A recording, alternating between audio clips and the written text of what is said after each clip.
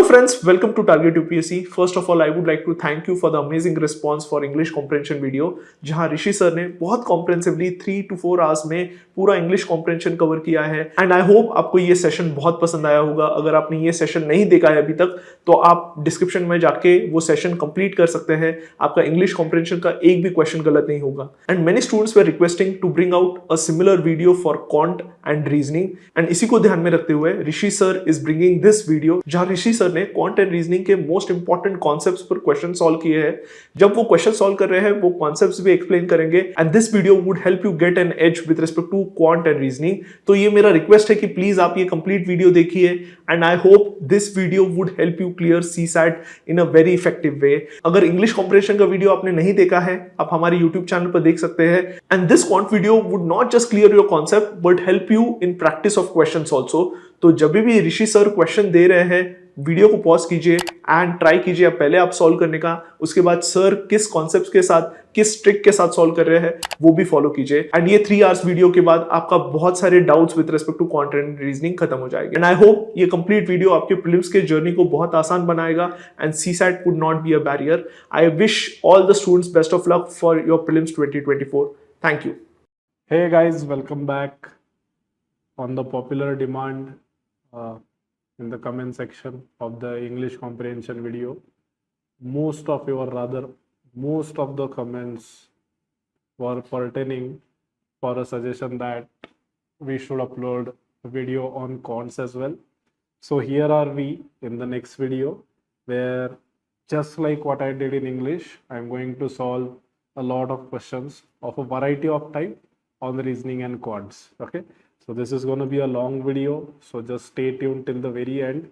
If you watch this video and follow the concept that I'm going to be sharing in this, trust me, you can crack CSAT very easily. This and the English comprehension are the only 2 videos that you can need or you will need to crack CSAT. Okay, so with that context, let's start. So this is CSAT 2024 last mile prep is what I call it. So in this last leg of the preparation, this video is what I think will be helpful for you. Okay, so idea is very clear. I am going to be solving a lot of questions in this from reasoning as well as quantitative aptitude section, which are of the level of the CSAT that you can expect. Okay, with that, let's start. X is 20% of y, which is 40% of z. All 3 are positive integers. In which range does the smallest possible value of x plus y plus z fall? So it says x is 20% of y and y is 40% of z. Right? So let me take x, y, z. Right? So assume if z is 100, let's say 100k. What is the value of y? Y is 40% of z. So 40% of 100, can I say is 40k? 40% of 100 is 40k as it is. And x is 20% of y. 20% of 40k will be 8k, right? So if you want the calculation, right, y will be 40%, so 40 by 100 of z. So that comes out to be 40k, and x is 20% of y, which is 40k. So that comes out to be 8k. So x is 8k, then y will be 40k, and z will be 100k. It says all 3 are positive integers. In which range does the smallest possible value of x plus y plus z will fall? So what is x plus y plus z? It's 8k plus 40k plus 100k. That comes out to be 148k. So we need to find what is the minimum value of 148k, which means what is the minimum value of k?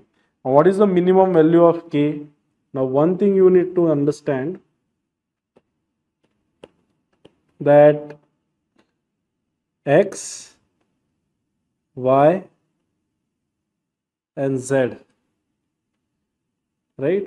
X, y, z are three positive integers.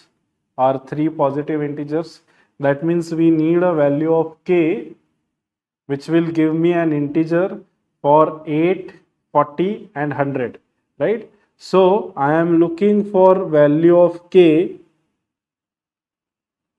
So let's look at, I mean, if you can look at the value, k can be, let's say, 0.25 or let's say 1 by 8. Can k be 1 by 8? If k is 1 by 8, x will be an integer, y will be an integer, but z will not be an integer, because 100 is not divisible by 8. So you look at the next best possibility. Can k be 1 by 4? Can the value of k be 1 by 4? If you take k as 1 by 4, what will be the value of x? 8 into 1 by 4, which is 2. Value of y will be 8 into, 40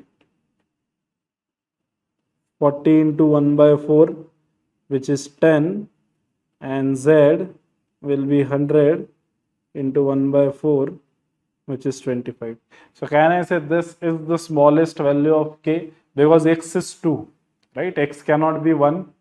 We discussed in that case k will be 1 by 8, and that's not happening. Z will not be integer in that case. So you go to next best value, assume x is 2, so k comes out to be 1 by 4. When k is 1 by 4, so minimum value of k is 1 by 4. Therefore, minimum value of 148k will be 148 into 1 by 4, and that comes out to be, I guess, 37. Right? So what's the answer? Minimum value of x plus y plus z is 37, which is E. It has to be between 31 and 40. Okay. Next, a group of 15 non-vegetarian people and 10 vegetarian people have an average weight of 38 and 38.4. If non-vegetarian people have an average weight of 40 kg, then what must be the average weight of vegetarian people? So let's see, vegetarian people, non-vegetarian people. How many are there? Number of vegetarian people is 10. Number of non-vegetarian people is 15. What is the average weight? Average weight of vegetarian people. Okay, and then there is overall. So overall, how many people are there? 25. The overall average weight according to question is 38.4, and non-vegetarian people have an average weight of 40. Question is, what is the average weight of vegetarian people? So suppose I make another column, sum of all the weights. So what will be sum of all the weights? See, on an average in non-vegetarian people, average weight is 40, and there are 15 such people. So can I say overall it will be 15 into 40, which is 600. Sum of all the, if I take the weights of all the non-vegetarian people and add them, that will be 600. For the overall group, what will be that number? For the overall group, that is 25 into 38.4. So what is 25 into 38.4? 920, right? 384, 960, my bad. 960, correct? So if I take the weight of everyone, irrespective of whether the person is vegetarian or non-vegetarian, If I add all the weights, that comes out to be 960. And if I add all the weights of non-vegetarian people, that comes out to be 600. If I take the average weight of vegetarian people as x, so can I say this 10x is then equal to 960, this 960 minus this 600. So can I say that has to be equal to 360. Therefore, 10x is equal to 360. So x comes out to be 36 kg, which is B Bombay. Okay. Next. In an exam, average marks of A, B, and C are 650. If marks of B are 50 more than A and C are 20 less than A, then what are the marks of C? So suppose A plus B plus C divided by 3 according to question is 650. So what is the value of A plus B plus C? Can I say that has to be 650 into 3? So A plus B plus C is 1950. Okay. So that's one of the equation that we get. Okay. Then if marks of B are 50 more than A, if marks of B are 50 more than A and marks of C are 20 less than A, right? So when I say A plus B plus C is 1950, I will write A as it is. Instead of B, we can write A plus 50, and instead of C, we can write A minus 20, and that is equal to 1950. So 3A plus 30 is equal to 1950. So 3A is equal to 1920, which will give you A as 1920 upon 3. And what is 1920 upon 3? I guess it is 640. Correct? So what have they asked? Then what are the marks of C? What are the marks of C? A minus 20, right? So C is 640 minus 20. So C comes out to be 620. What's the answer? 620. D Delhi is the answer in that case. Okay. If n and p are positive real numbers, if n is 20% of p, then what must be the value of p in terms of n? N and p are positive real numbers. N is 20% of p. So can I say n is p by 5? So what is p? Can I say 5n? So p comes out to be 5n in that case. So what is the value of p in terms of n? 5n. So A is the answer in that case. Okay. The price of an item is decreased by 10%, then by 20%, and finally by 30%. What is the equivalent to? Okay. So assume price is 100. Okay. Then according to question, it was decreased by 10%. So when a value is decreased by 10%, can I say 90% is only remaining, right? So what is the 90% of 100? 90, right? So when it is decreased by 10%, 90% is remaining. Then the question says this 90 is then further reduced by 20%. Now similarly, when you decrease something by 20%, only 80% is remaining. So 80% is remaining for 90. So can I say that will then come out to be 72. And lastly, this 72 according to question is decreased by 30%. So now if something is reduced by 30%, whatever is remaining is only 70%. So we have to find 70% of 72. So that comes out to be 490 plus 14, 504 divided by 10, that is 50.4. Okay. So basically we started at 100, right? We started at 100 and we reached till 50.4. So 100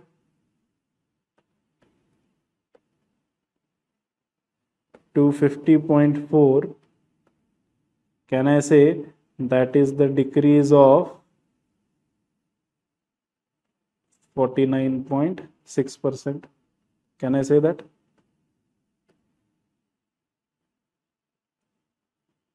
What is remaining?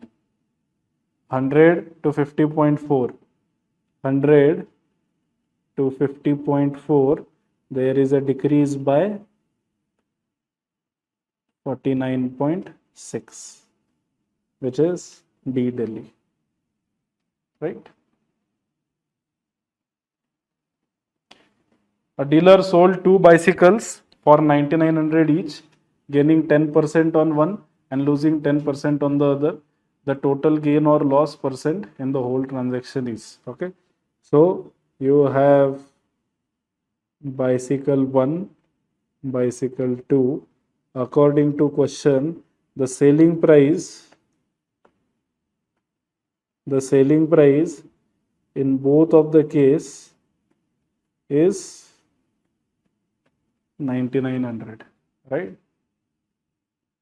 In first case, profit or loss percentage, there was a 10% profit, and in other case there was a 10% loss. So profit I am denoting at plus 10, loss will be minus 10.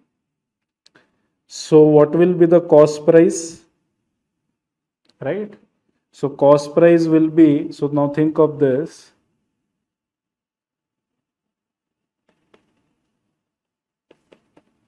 when the cost price is 100 and you incur a profit of 10%, what is the selling price? 110. Now in the case of first bicycle, selling price is 9,900. So what will be the cost price? So perform the cross multiplication. So you will get 9,900 into 100 upon 110. So what do you get? 9,000.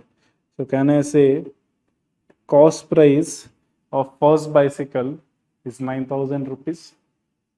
On the other hand, okay, in the case of second, if cost price is 100, can I say when you incur a loss of 10%, selling price will be 90? You buy something for 100 and you sell it for 90. In that transaction, you will get 90% loss. If the actual selling price is 9,900, what will be the actual cost price? So same thing again, 9,900 into 100 upon 90. So that comes out to be 11,000. Right? Correct. So this is what we are getting.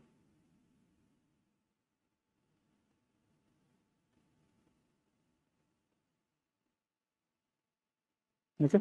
Now, what is the total cost price? Total cost price, can I say, is 9,000 for first bicycle and 11,000 for second bicycle. Total is 20,000. Correct? And what is the total selling price? Total selling price is 9900 plus 9900, that comes out to be 19,800. So can I say total cost price is 20,000, total selling price is 19,800. So there is a loss. And how much is the loss? Can I say loss is of 20,000 minus 19,800, loss of 200, right? And what is the loss percentage? Loss percentage formula is loss divided by cost price into 100. So 200 divided by what is the cost price? Total cost price, it's 20,000 into 100. So 1 2 1 2 1 2 1 2, and all of this will get cancelled. Answer is 1%. So there is a 1% loss in the overall transaction. Okay. Next, two statements S1 and S2 are given below, followed by a question. N is a multiple of 5, Y is a multiple of 4. Okay. Question. X is 40% of N and N is 75% of Y. N and Y are positive integers. X is a positive integer or not. So N is multiple of 5 and Y is multiple of 4.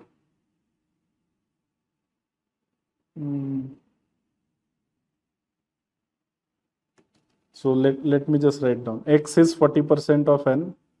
So X is 40% of N. So that is 2N by 5. And N is 75% of Y.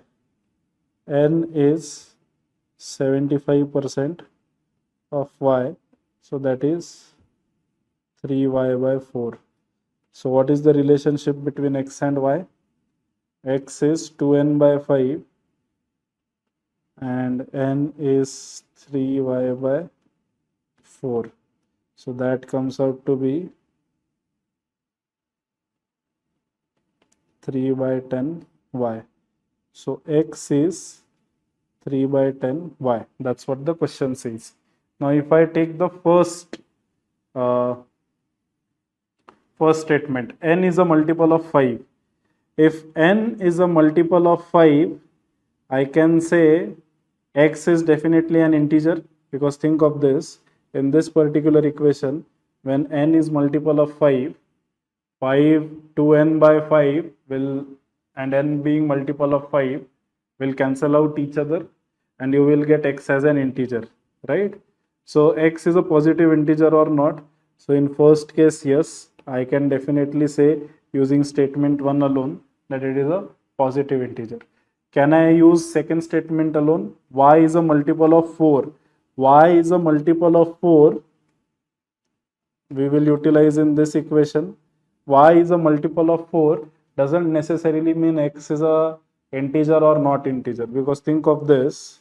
In this case, I can assume two cases. Y is 8, which is multiple of 4, and Y is 80, which is also multiple of 4. But when Y is 8, X will be 2.4, and when Y is 80, X will be 24. Here it is not an integer, here it is an integer.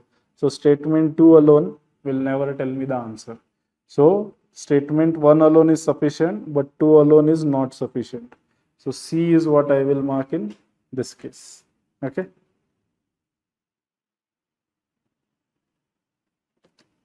In a horse race, for the first round, Kali Charan makes his horse run at an average speed of 40 km per hour.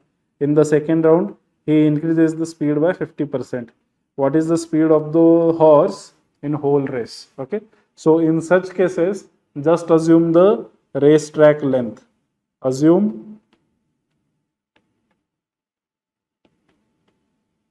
racetrack is some multiple of 40, you assume. Okay, so suppose 240 km. That is the length of the racetrack. Okay. So for round 1, how much will be time for round 1? 240 kilometer the horse will cover at the speed of 40 kilometer per hour. So how much time it will take? 6 hours. Then what is speed for round 2? Speed for round 2 is he increases the speed by 50%. So he already had a speed of 40 kilometer per hour. Now he increases it by 50%. So how much do you get? 60 kilometer per hour. So what is time for round 2? How much time will the horse take to complete round 2? It will travel for 240 kilometer at the speed of 60 kilometer per hour. So that will be 4 hours, right? So what is the average speed formula? Again, my course student would know average speed formula is total distance divided by total time. What is total distance? 240 for round 1, 240 for round 2. What is total time? 6 hours in round 1 plus 4 hours in round 2. So 480 kilometers in 10 hours. Average speed is 48 kilometer per hour. That's the answer, which is C. Okay.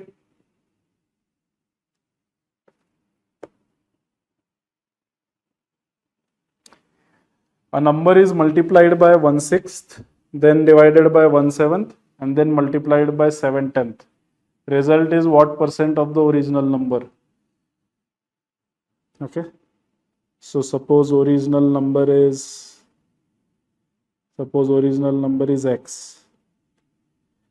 So we need percentage, right?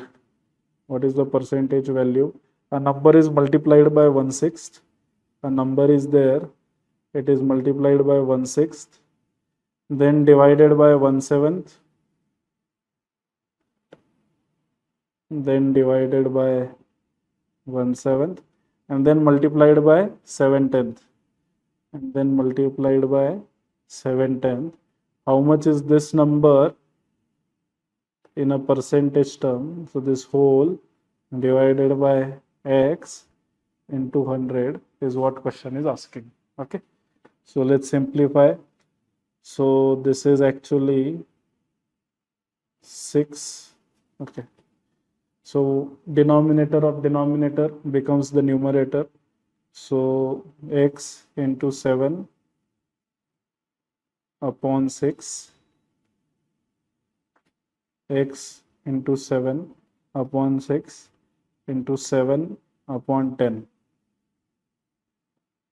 And this whole is divided by X into 100. So what do you get? So that's 49x divided by 60x into 100. X will get cancelled, and we will have 2 into 5 and 2 into 3. 49 into 5, which is 245 divided by 3 percentages. So answer is C. Okay.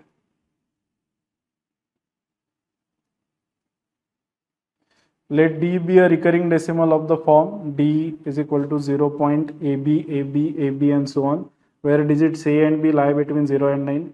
Further, at most one of them is 0. That means either one of them is 0 or none of them is 0. Which of the following numbers necessarily produces an integer when multiplied by D? See, you need to understand one thing, that when you divide any number by 9, what you get is a recurring number. 2 by 9 is 0.2, 0.22222, so on. 4 by 9 is 0.4, 0.44444, so on.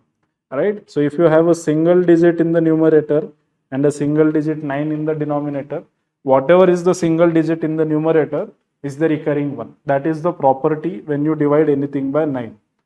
On the other hand, when you have a 2-digit number divided by 99, then both of those digits will repeat, right?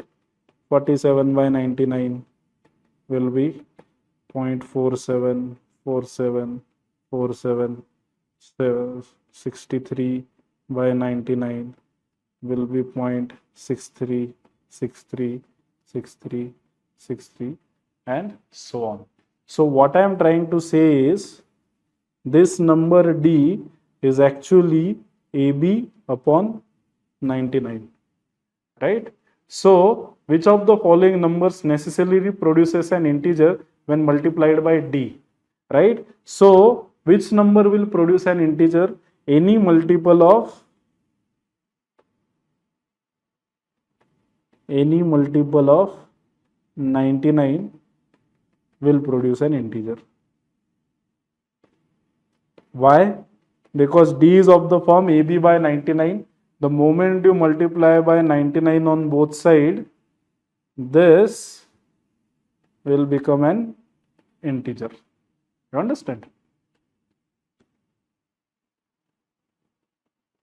So now tell me, is 18 a multiple of 99? No. Is 108 multiple of 99? No. Is 198 multiple of 99? Yes, it is 99 into 2. And is 288 a multiple of 99? No. So this is the answer. Or you can check also. D is AB by 99. If you multiply it by 198, we will have a 2AB as the number, which will be an integer. Correct?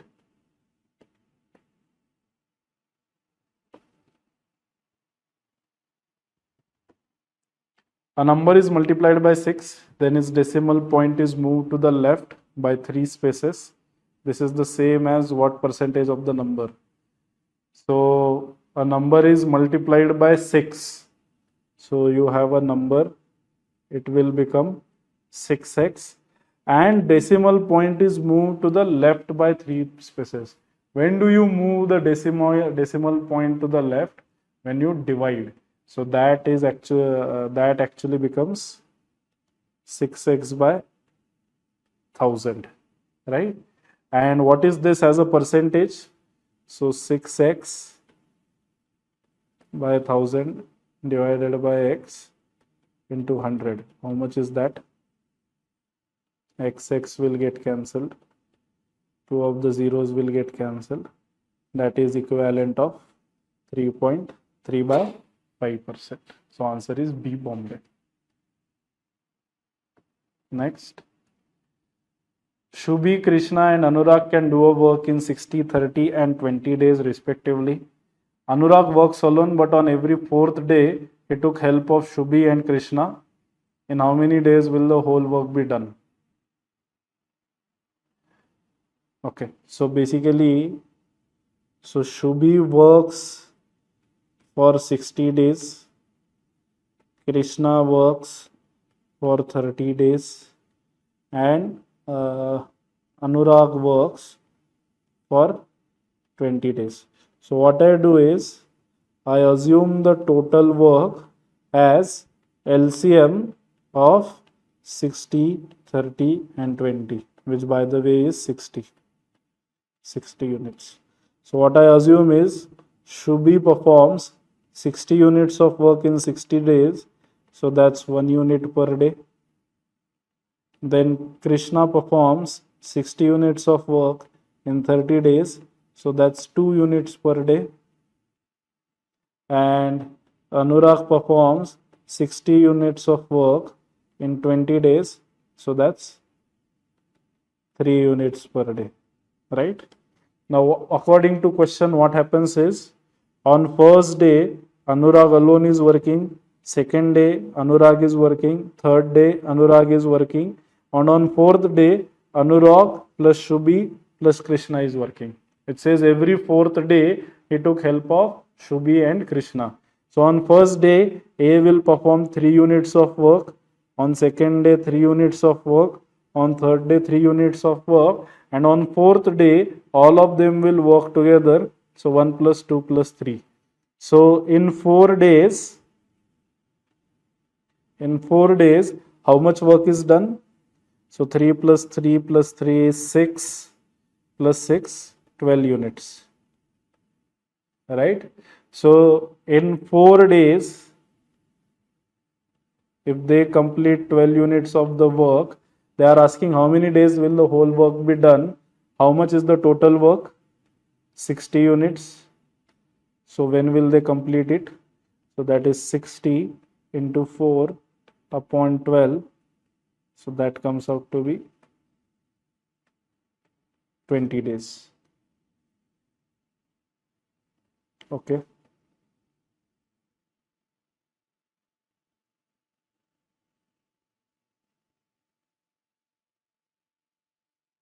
Total work is 60.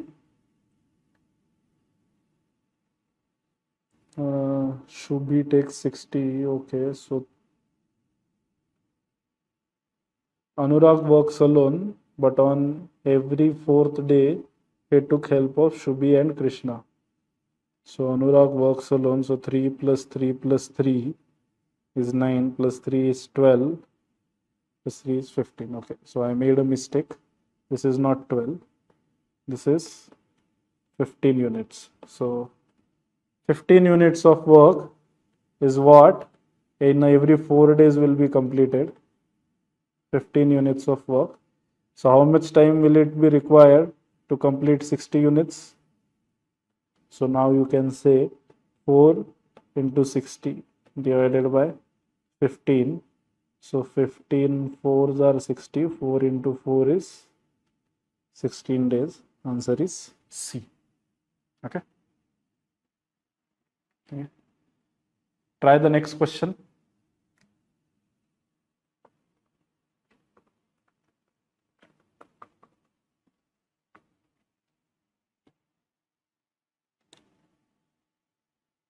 It says, what will be the average of a plus 2, a plus 4, all the way till a plus 12, where a belongs to natural number.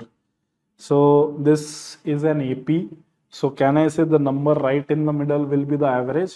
So let me list down all the numbers are a plus 2, a plus 4, a plus 6, a plus 8, a plus 10, a plus 12. So how many numbers are there?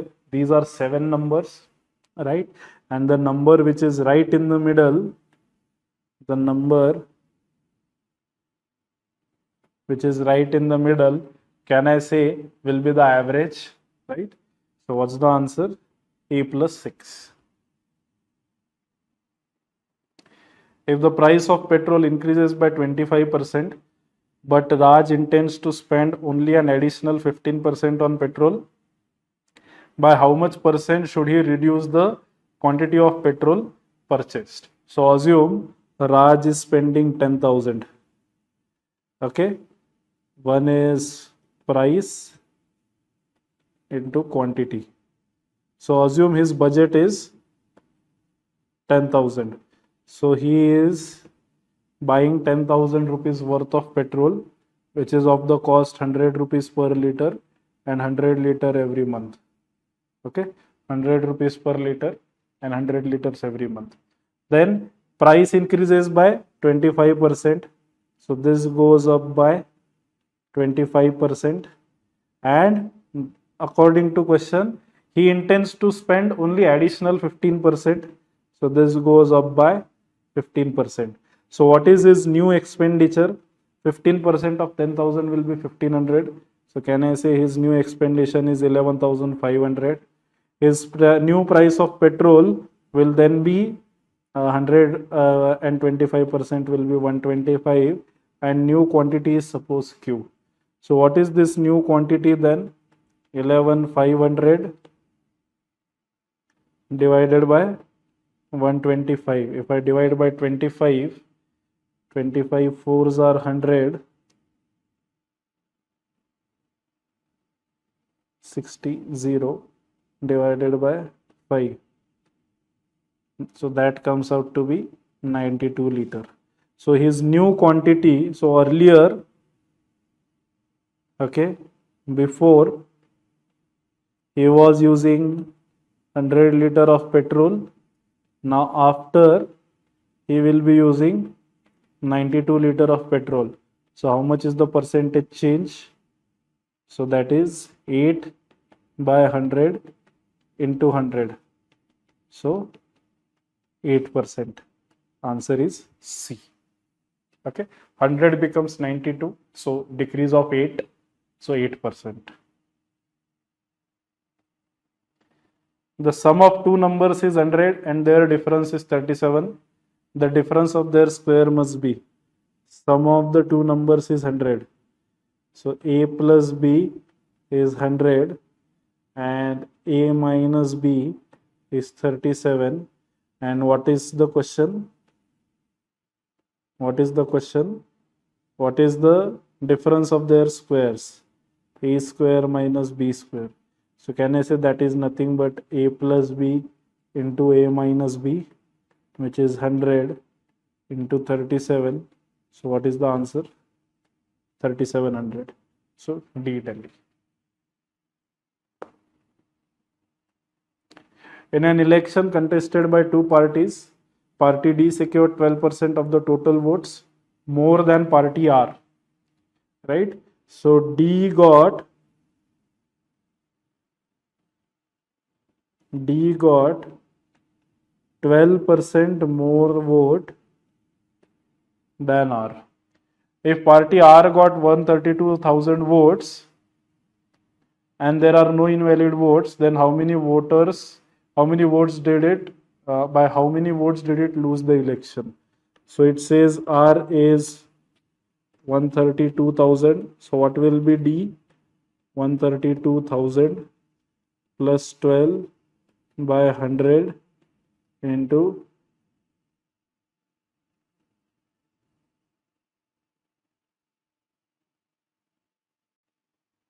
okay, my bad. I guess the question is saying, suppose total votes is T plus R, right? Oh, sorry, not T, D plus R. Only two parties are there and no invalid votes. That means all the votes have either been casted in favor of D or in favor of R. Party D secures 12% of the total votes more than party R. Meaning what? That, see, ideally both would get 50% each. Assume there is a tie. But it says D got 12% more than R. So can I say D got plus 6 and R got minus 6? So in all, a difference of 12, 56% and 46%. Can I say that?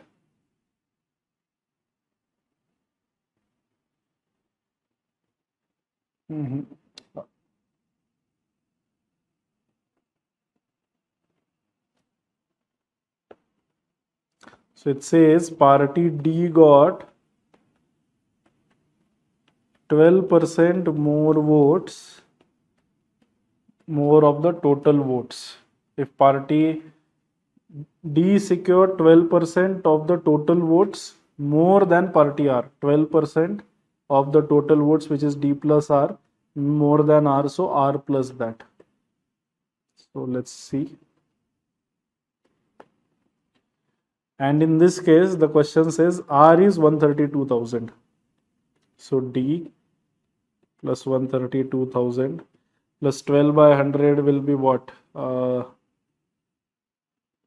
3 by 25 in bracket D plus 132,000. So D minus 3 by 25 times D is equal to 132,000 plus 3 by 25 times 132,000. So this comes out to be 22D by 25 is equal to 28 by 25 into 132,000. This 25 will get cancelled. What is the answer? D is 28 into 132,000 divided by 22. So this is 14, this is 11, and this one is 12,000. So how much is D?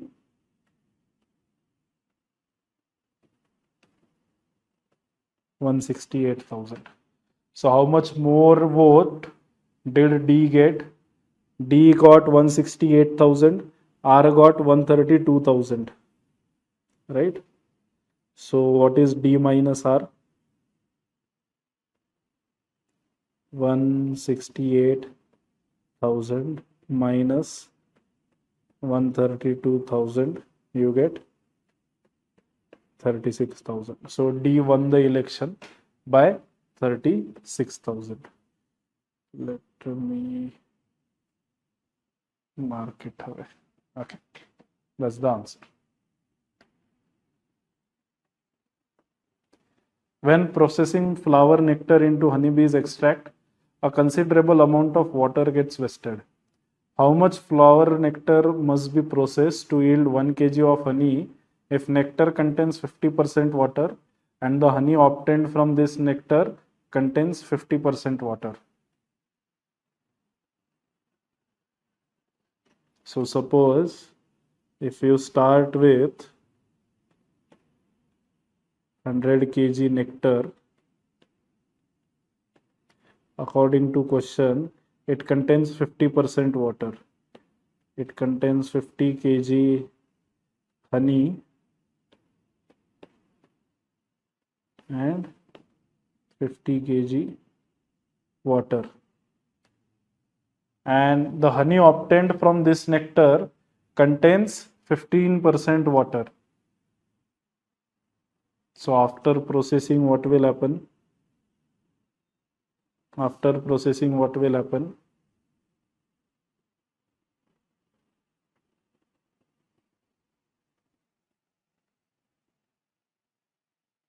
And the honey obtained from this nectar contains 15% water. So 85% will be honey, right? 15 kg is still honey, but here it was 15% and 15%. But now the new water that you have, according to question, is 15%. So this will be 85%. So if 50 is 85%, what will be 15%?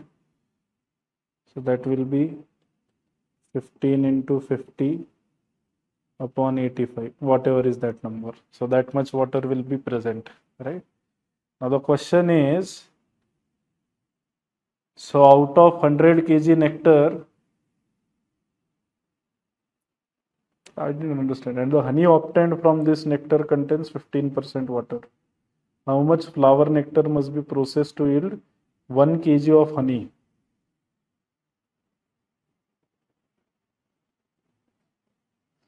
I am having a hard time understanding this question. Maybe someone in the comment let me know how to solve. I'm unable to understand. Nectar contains 50% water and honey obtained from this nectar contains 15% water. The honey proportion has to remain the same, right? Honey will still be same. If nectar contains 50% water,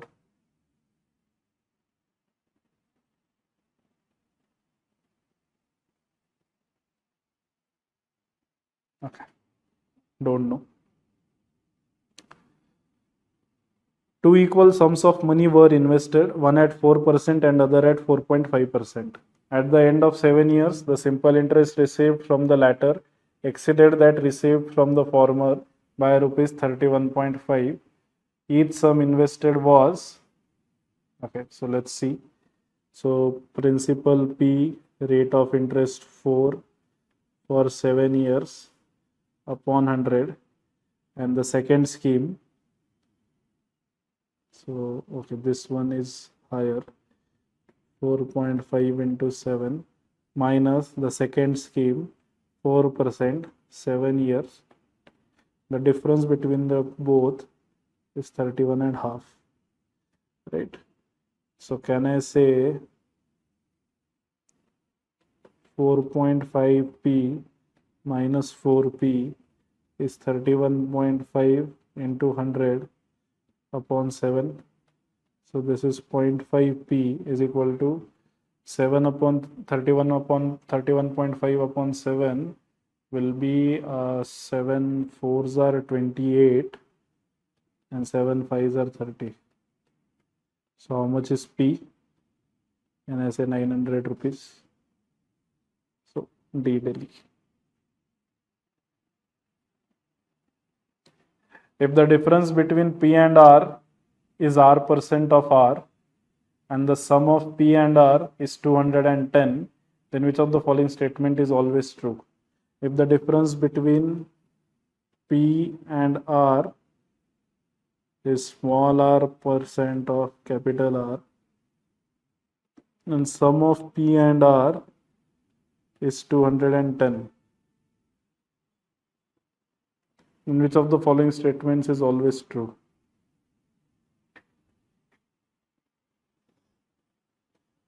If the difference between P and R is R% of R, meaning what? P is 1 plus small by all R by 100 times R, and the question says P plus R is 210. P plus R is 210, so that is possible when P is 110, R is 100 and small r is 10, right? So you invest something for 100 rupees, get a 10% return after 1 year, it becomes 110, total becomes 210. So which option? A, right? P is 110 and R is 100. Okay. A, we work in an interior design company. Abhishek and Vipul alone can finish the work in 20 and 40 days respectively.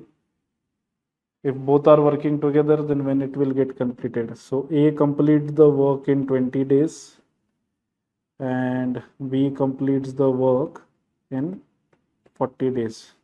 So what I assume is total work is LCM of 20 and 40. So assume 40 units. So A performs 40 units of work in 20 days. So that's 2 units per day. And B performs 40 units of work in 40 days. That is 1 unit per day. If they both are working together, if they both work together, A plus V, they will perform 3 units per day, right? So how many days will be required to finish the work? 40 units to be done at the rate of 3 units per day. So that is 13, 1 by 3 day, right? So can I say 14th day the work will get finished? 13 day complete and 1/3 of the remaining day. So 14th day. My name is Achal Upadhyay and I have secured All India rank 288 in UPSC Civil Services Examination 2023. Target UPSC का संकल्प mains programme काफी effective था in the sense that the pedagogy that was adopted in that course was quite unique. From my personal experience, I can say that Target UPSC immensely helped me during my mains preparation, especially because I was able to develop my own handwritten notes. I was able to develop a sense of brainstorming during the actual mains examination, and I was able to maintain my equanimity and composure during the examination. और इन सब के पीछे Sudarshan sir और other faculty members और Athar sir का बहुत बड़ा योगदान था. तो एस्पिरेंट्स को भी एडवाइस है कि and I have also recommended many other aspirants who have already joined the target UPSC Sankalp course as well as other prelims course that are being offered. तो सुदर्शन लोधा सर एक तरह का स्ट्रक्चर बनाकर देते थे हर क्वेश्चन को, हर टॉपिक को कैसे अप्रोच करना है by dividing any kind of a reply in certain aspects like introduction, the body of the question, addressing the demand of the question, conclusion and way forward. And इन सारी ही चीजों के लिए अलग से पॉइंट्स, अलग से डेटा और अलग से एग्जांपल्स प्रोवाइड किए जाते थे.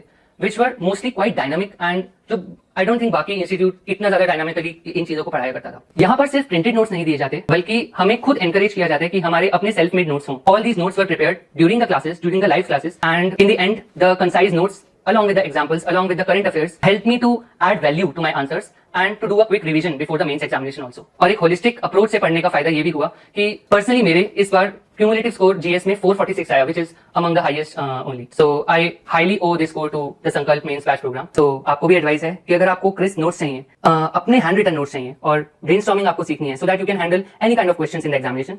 So do try to have at least one course of Target UPSC. और अगर कोर्स नहीं तो आप एक बार उनकी वीडियो जरूर देखिए। आई एम श्योर आपको खुद ही इंस्पिरेशन मिलेगी कि how to prepare, what can be the tricks to prepare, and you will have some quality content, some value additions for your mains preparation and prelims preparation as well. So thank you so much Sudarshan sir for the guidance. Thank you to the Target UPSC team for having such kind of courses and good quality content, and all the best to all the aspirants who are engaging themselves in their journey. Best of luck. Namaste and Jai Hind. Two inlet pipes X and Y are used to fill a tank. If Y fills 1/4 of the tank and the remaining part is filled by X, then total time taken to fill the tank is 35 minutes. If X fills 1/4 of the tank and the remaining is filled by Y, then total time taken to fill the tank is 25 minutes. Find the time in minutes taken by X and Y together to fill the tank. Okay, so assume tank capacity is T.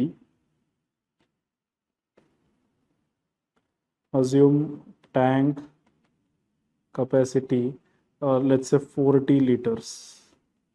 Okay, so Y fills 1/4 of the tank. 1/4 of the tank will be T at the speed of Y plus 3T at the speed of X.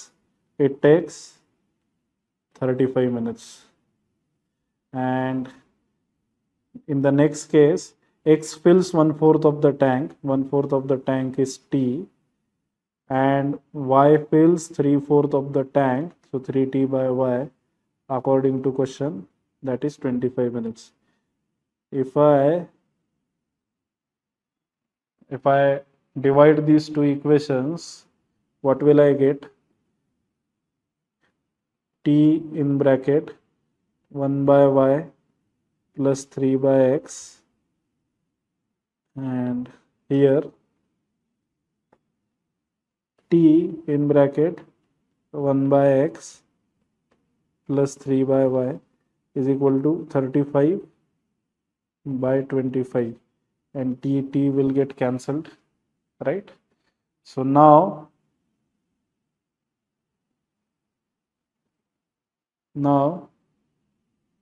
if I use the same thing,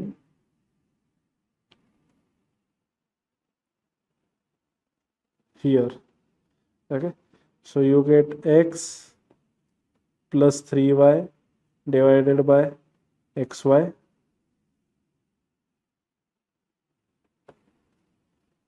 divided by XY, and this whole is divided by Y plus 3X divided by XY is equal to 35 by 25, can I say is 7 by 5, and this XY will get cancelled. So if I rearrange this equation, 5X plus 15Y is equal to 7Y plus 21X.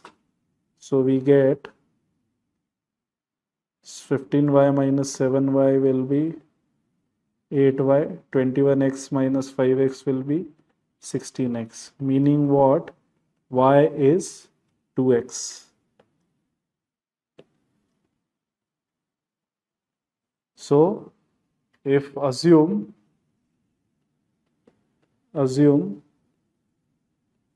Y works 1 liter per minute, sorry, X works 1 liter per minute, then Y works 2 liters per minute. Okay, so the question is, together how much time will it take? So what is total capacity of the tank? Now use that in any one of the equation. Suppose if I use it here, t by y plus 3t by x is equal to 35. So t by y we have assumed as 2, then 3t by x we have assumed as 1 is 35. So what do we get? So this is 3t plus 0.5t is 35. So 3.5t is 35. So t comes out to be 10 liters. So if I assume x is 1 liter per minute, y 2 liter per minute, then t is 10 liters. So if they now together work, how much time to fill the tank together? So they have to fill 10 liter and together they will work, then it will be 1 plus 2, 3 liters per minute. So 10 by 3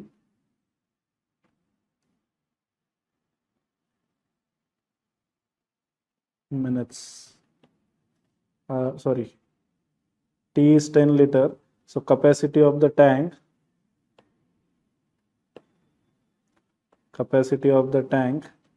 is 4t upon x plus y.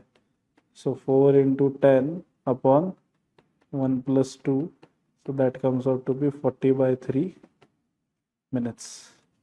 40 by 3 minutes is B, Bombay. Okay. So quite a lengthy question, but yeah, this is how you solve it. If A's salary is 25% higher than B's salary, then how much percent is B's salary lower than A's salary? So suppose B salary is 100, A is 25% more. That means 125, right? If B is 100, then A is 125. Then what if A is 100? How much will be B? So that will be 100 into 100 upon 125. So that's 4 by 5. That's 20. That comes out to be 80. So this number is 80. So 100 to 125 is 25% increase. So then 100 to 80 will be 20% decrease. So answer is B, Bombay. How much percent is B's salary lower than A? It is 20% lower than A. 3 friends, Ashwini, Bhavna and Charulata, divide rupees 1105 among them in such a way that if rupees 40, 20 and 15 are removed from the sum that A, B, C received respectively, then the share of the sums that they got will be in the ratio 11:18:24. So can I say 11:18:24? 11:18:24 is the division of 1105 minus 10 minus 20 minus 15. So whatever is that, how much is that?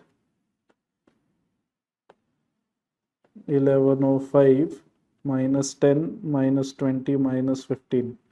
So 10 plus 20 is 30, 30 and 15 is 45.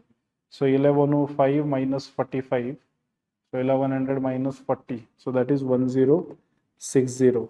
And this, according to question, is the ratio with A, B and C. So suppose A has A minus 10, B has B minus 20 and C has C minus 15, right? Then how much did Charulata receive originally, right? So suppose A minus 10 is 11k, B minus 20 will then be 18k and C minus 15 will be 24k. So 11k plus 18k plus 24k should be equal to 1060. So 11 plus 18 is 29, 29 plus 24 is 53k is 1060. So k comes out to be 20. Meaning how much does A has? A minus 10 is 11k, which is 220. So A originally had 230 rupees. B minus 20 is 18k. So B has 18 into 20 is 360 plus 20, 380 rupees. And C minus 15 is 24k, which is 480. So C had 495 rupees. How much did Charulata receive originally? So 495. A is the answer. If A% of X is equal to B% of Y, then C% of Y is what percent of X? A% of X is equal to B% of Y, right? So can I say AX is equal to BY? Then C% of Y is what percent of X? Now if I take C% on both sides, so C% of AX is equal to C% of BY. So I need C% of Y. So let's bring B on this side. So that will be AC upon B X is equal to CY. So Y is what percent of X? It is AC upon B% of X. AC upon B. So B Bombay. Okay. This question is based on this graph. The graph below indicates the relationship between fertilizer consumed in kg per acre to output in quintal per acre. Fertilizer to output, okay. And answer the questions that follow. What is the minimum angle that the given graph makes with x-axis? Minimum angle. Okay. So this value, what is the coordinate of this? This will be 10, 2, and this is origin, which is 0, 0. So I know slope of the line is tan of the angle that it makes. Assume this is a straight line, which is also equal to y2 minus y1 upon x2 minus x1. So what is tan theta here? Y2 is 2 minus 0 upon x2 is 10 minus 0. So that is 1 by 5. So what is tan theta? 1 by 5. Now if I remember, tan 0 is 0, tan 30 is 1 upon root 3, right? So and tan 45 is 1. So can I, what is 1 by root 3? 1 by root 3 is definitely, I mean, this is definitely less than 1 by 5. That means tan theta is definitely less than tan 30, or theta is less than 30. So what is the minimum angle that the given graph makes with the x-axis? So minimum angle, oh, okay. Here the angle is what? 0, right? So for a brief period of time, it is actually parallel to x-axis. Minimum angle will be 0. You don't even have to calculate all of this. What will be the product of LCM and HCF? Of 4 by 5, 8 by 15 and 2 by 25. How do you find LCM of a fraction? Okay, LCM of fraction is given as LCM of numerator divided by HCF of denominator. And how is HCF of fraction calculated? It is HCF of numerator divided by LCM of denominator. Okay. So what is the LCM? What is the LCM of 4 by 5, 8 by 15 and 2 by 25? It will be LCM of 4, 8 and 2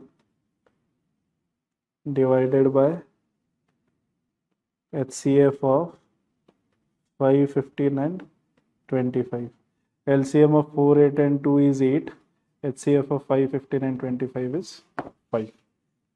On the other hand, how much is the HCF of 4 by 5, 8 by 15 and 2 by 25? So this is HCF of 4, 8 and 2 divided by LCM of 5, 15 and 25. So what is HCF of 4, 8 and 2? HCF of 4, 8 and 2 will be 2, and LCM of 5, 15 and 25. First number that comes in the table of all three of them. So can I say that's 75? 25 into 3, yeah, 2 into 75. So what is the product of LCM and HCF? It is 8 by 5 into 2 by 75. So that comes out to be 16 upon 375. So C will be the answer in this case. Difference between two numbers is 6 and the sum of their squares is 1476. Difference between two numbers is 6 and sum of their squares is 1476. If their LCM is 20, what will be their HCF? So you need to understand LCM of two numbers into HCF of two numbers is actually product of those two numbers. Okay, a product of two numbers only for 2. Okay, product of two numbers is also the product of their LCM and HCF. Now if I take this equation and square on both sides, what will I get? A square plus b square minus 2ab equal to 36. But what is a square plus b square? That's 1476. Minus 2ab is 36.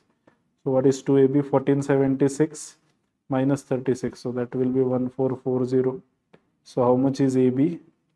720. So as I said, LCM into HCF will be equal to A into B, which is 720. According to question, LCM is 120. HCF we have to find equal to 720. So how much is HCF? 6. So HCF will be 6.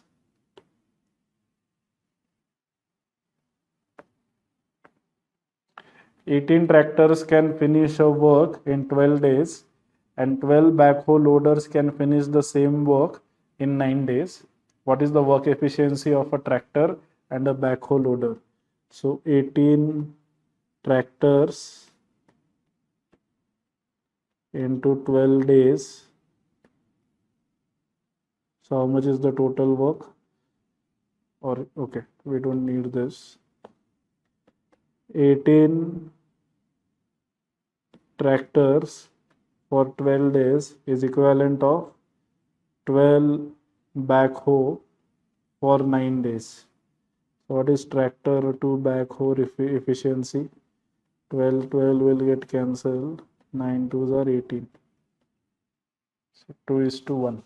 So who is efficient? 18 tractors can finish a work in 12 days and 12 backhoe can finish the work in 9 days, which is equivalent of 9 backhoe finishing the work in 12 days. So 9-hoe are, so this backhoe are more efficient than tractors. So if tractor to backhoe time ratio is 2:1, efficiency ratio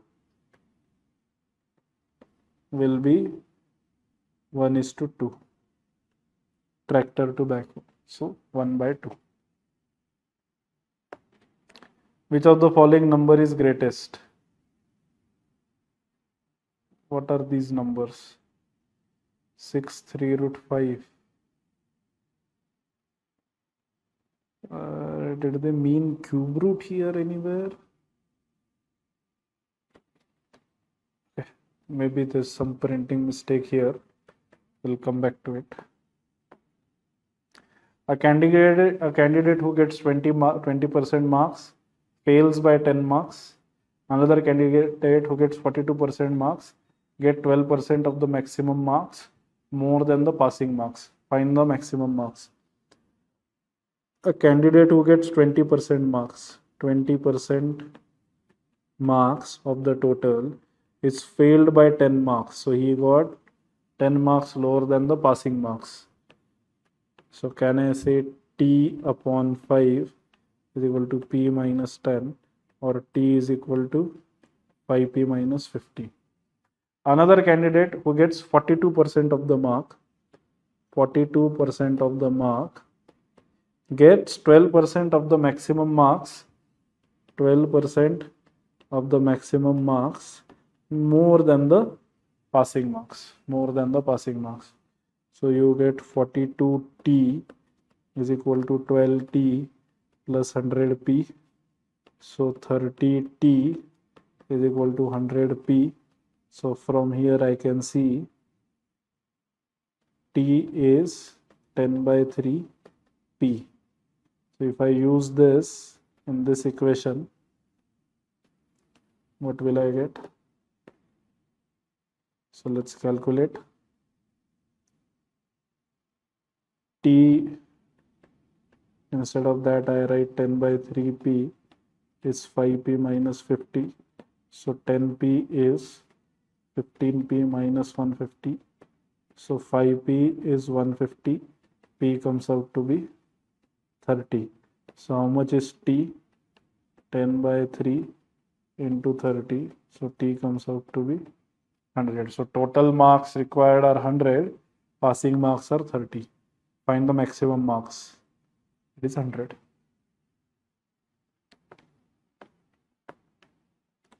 %% of employees of a certain company are men, and 75% of the men earn more than 425,000 per year. If 45% of the company's employees earn more than 425,000 per year, what fraction of women employed by the company earn 425,000 or less? So these 100% employees, and 75 in a certain way, 40% of the employees are men. So how many men are there? 40%. So how many women will be there? Can I say 60%? Then in the men, you have those who earn more than 425k, and then those who earn less than or equal to 425k. In women, you will have those who earn more than 425k and those who earn less than or equal to 425k. According to question, 75% of the men, so 75% of 40% will be 30%. So 30 and 10 is the bifurcation of those who earn more than 425 and less than or equal to 425. And overall 15% of the company employees earn more than, so overall is 45%, 30% are men. So can I say 15% will be women? So can I say remaining 45% will be women who earn less than or equal to 425. So it says what fraction of women employed by the company earn 425,000 less, 425,000 or less. So 45% of 60%, 45% of 16%. How much is that fraction? 3/4. So 3/4 of the females earn less than or equal to 425. For flood affected rehabilitation, 9 people contributed some weight, their average contribution being 450 kg. One other person also made a contribution such that he contributed 450 kg more than the average of all these 10 persons. Find the total contribution made by these 10 people. So 450 kg and 9 people, so 450 into 9 plus the next person contributed 450 more than the previous average, so 450 plus 450. So how much do you get? So that is, can I say 450 into 11? Is that the answer? So that will be 4050 kg. C. Okay. Find the total contribution made by these 10 people. A house costs rupees C. Later it was sold for a profit of 25%. What is the capital gains tax if it is 50% of the profit made? So cost price is C. So what will be selling price? C plus 25% of C, or we don't require that. We only need how much is the profit. Profit is 25% of C. So that is C by 4. Of this, there is a tax of 50%.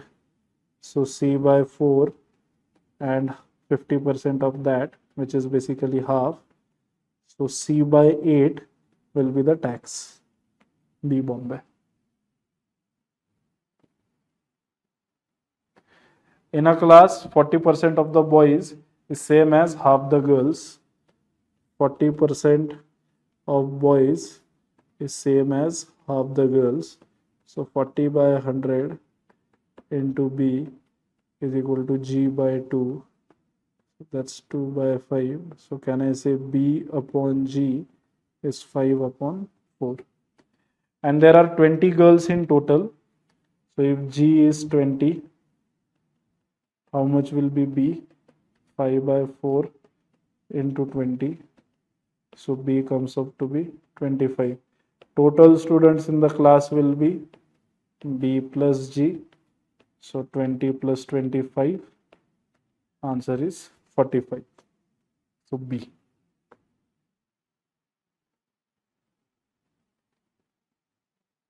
A business group has 3 companies XYZ and a trust P which is engaged in charitable activities.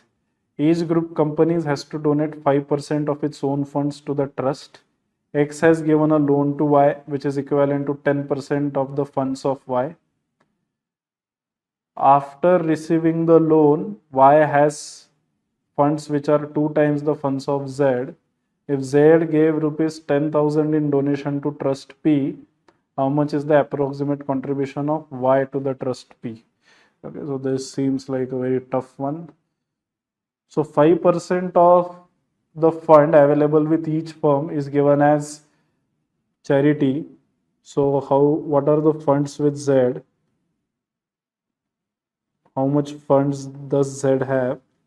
It is 5% is 0.05. So that is 2 zeros divided by 5. So funds with Z is 1, 2, 3, 4, 5, 2 lakh, right? Y has funds which are 2 times the funds of Z. So how much are the funds of Y? Can I say 4 lakh? The question says X has given a loan to Y which is equivalent to 10% of the funds of Y. But Y funds are 40,000, 4 lakh, right? So how much is the, okay, of its own funds? So we need what is the own funds of Y. So out of this Y, how much is the loan and how much are the own funds of Y. Loan is 10%, so own funds will be 90%, so that is 90% of 4 lakh. That comes out to be 3,60,000, right? So how much will P make, how much will the contribution will it make? Charity by Y will be 5% of 3,60,000. So 5 by 100 into 3,60,000, that comes out to be 18,000. So B, Bombay.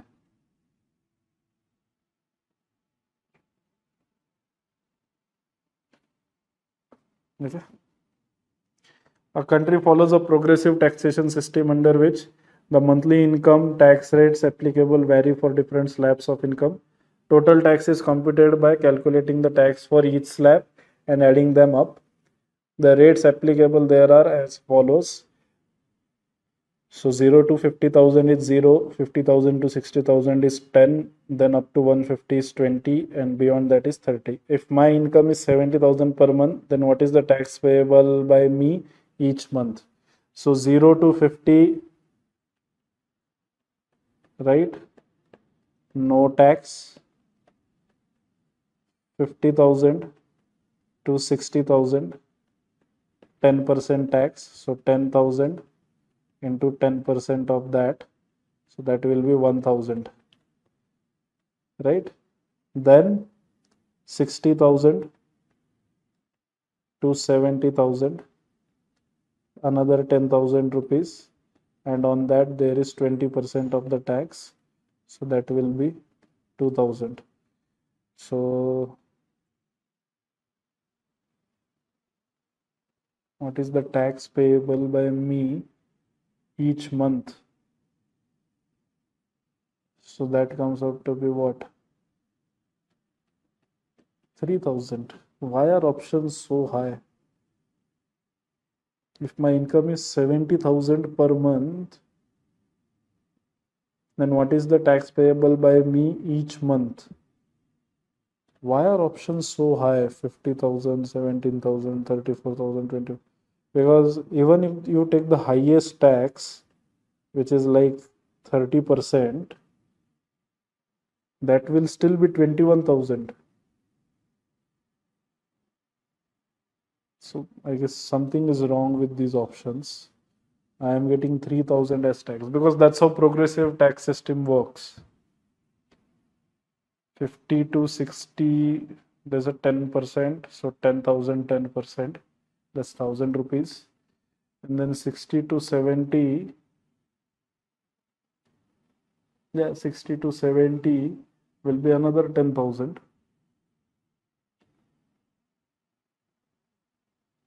So 20% on that, so 2,000 rupees. Yeah, 3,000 only. So I guess something is wrong with the option. Maybe they have jumbled up the question and options are of some other question. But anyway, 3,000 would be the answer.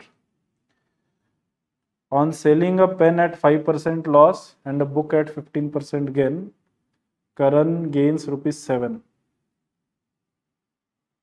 If he sells the pen at 5% gain and book at 10% gain, he gains rupees 13. The actual price of the book is 5% loss. So can I say 95% of the price of pen? That would be the selling price, and 15% gain. So 1.15 on book. Total gain is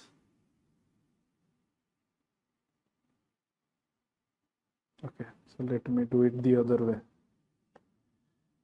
15% gain.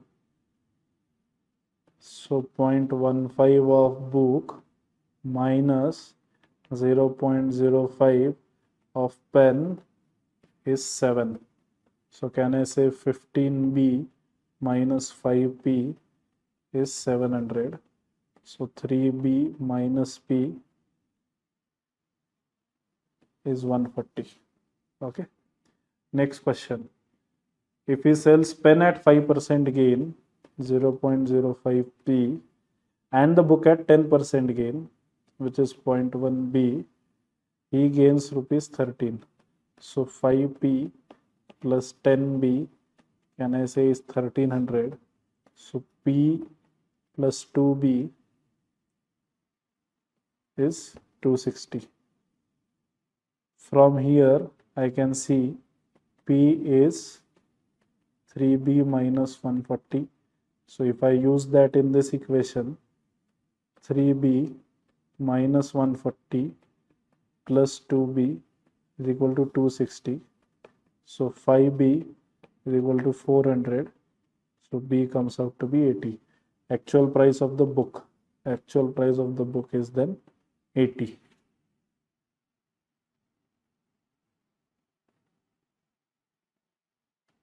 So this question has a graph. The number of books purchased by Q in the year 2020 is approximately what percent more or less than S in 2021? What is S in 2021 compared with Q in 2020? S in 2021. S in 2021 is 55 and Q in 2020 is 90.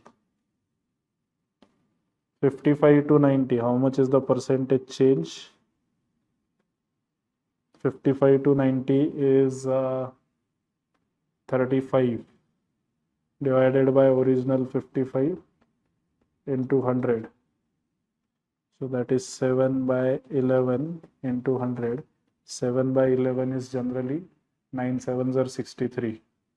So around 63.63%. C.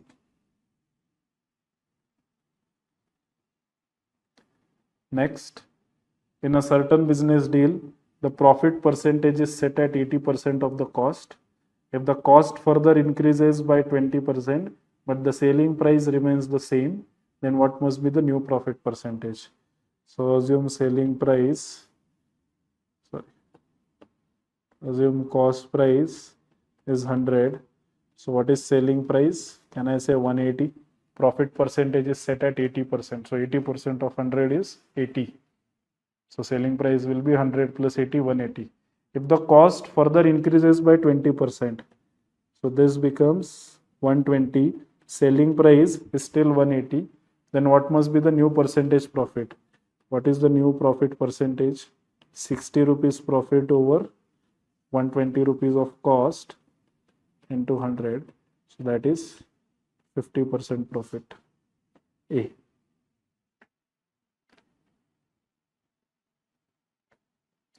A third proportion of AB is x plus y upon x minus y, and value of A is x square minus y square. Okay, so this basically means A upon B is equal to B upon C, and C is that third proportion. So this is proportionality. A is to B is to B is to C. So A upon B is equal to B upon C. A they have given is x plus y upon x minus y whole divided by B is equal to B upon x square minus y square. So B square is what? X plus y upon x minus y into x square minus y square. So x plus y upon x minus y and x square minus y square can be written as x minus y into x plus y. So what is the value of B square then? It is x plus y the whole square. So what is the value of B? X plus y. C is the answer.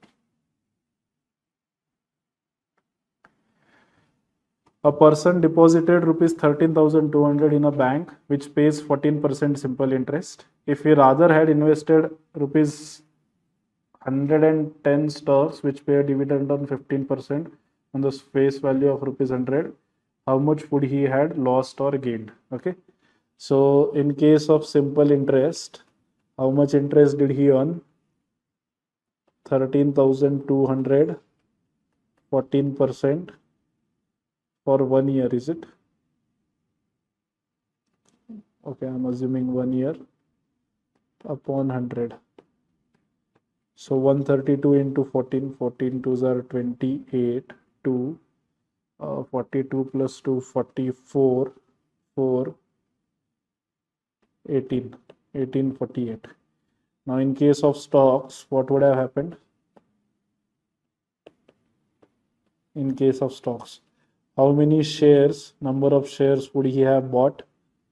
Number of shares would be 13,200 divided by each share price is 110. So 120 shares, right? Now he gets a dividend per share. Dividend per share is how much? 15% of the face value of 100, which is 15 rupees. So how much would be the earnings? He would earn 15 rupees per share, and how many shares are there? 120. So 15 into 120 is 1800. So in case of stocks, he would have earned 1800. In case of simple interest, he would have earned 1848. If he rather had invested in stock, how much would he have lost or gained? If he had invested in stocks, he would have lost 48 rupees. So loses 48 rupees. In a country, 80% of the citizens think football is their national game, 85% of the citizens think cricket is their national game, and 70% of the citizens think both cricket and football are their national game. If 3 lakh citizens think neither, then find the total population of the country. Okay, so let's solve this. Okay, suppose this is the total population of the country. This is the number of people who think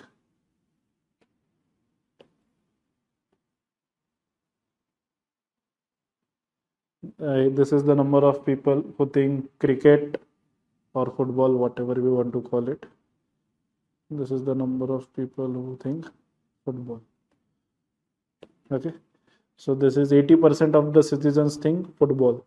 So this is football, and suppose this represents 80%, and 85% think cricket. So this is 85% with cricket, and 70% of the citizen think both. So this is 70%.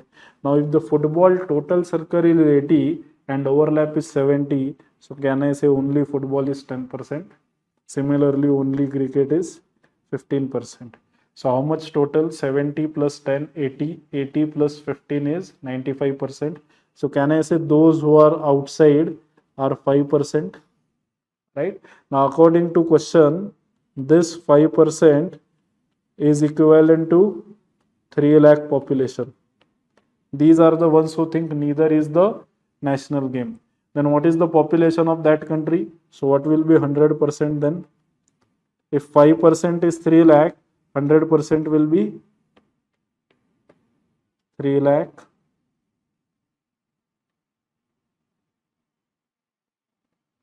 Okay.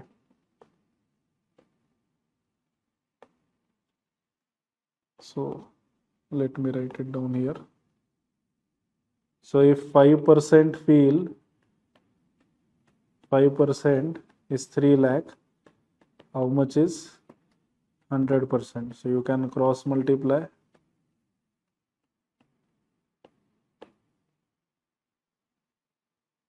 Upon 5.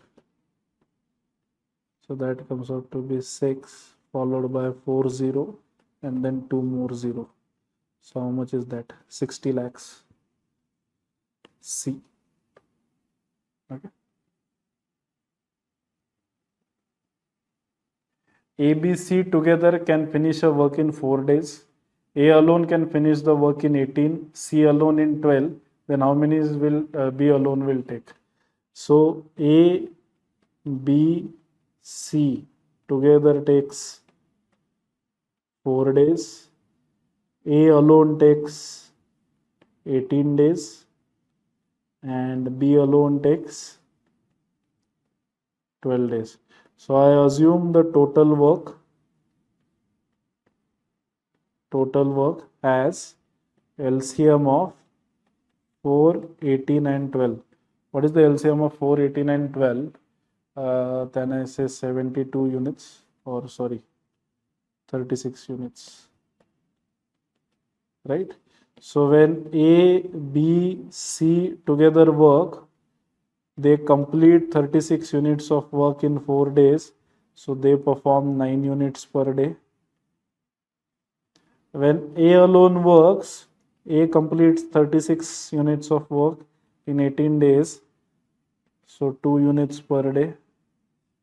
And when C, this one is C, not B.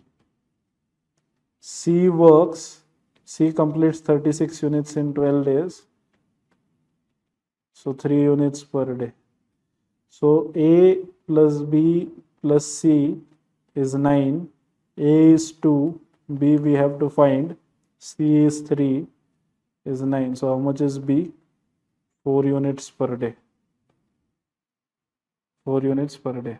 So how much time will be taken by B?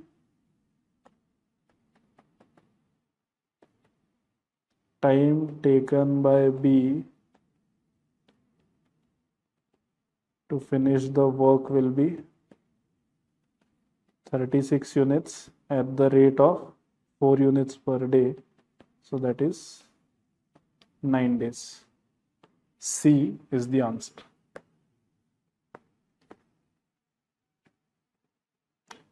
What will be the average of 252, 262 and so on? So 252 is basically 252 plus 0 into 10, or rather, because every number is 10 more than previous one. 262 is 252 plus 10 into 1. 272 is 252 plus 10 into 2. Similarly, 282 will be 252 plus 10 into 3, so on and so forth. What will be 402? It is 252 plus 10 into 15, correct? So can I say 0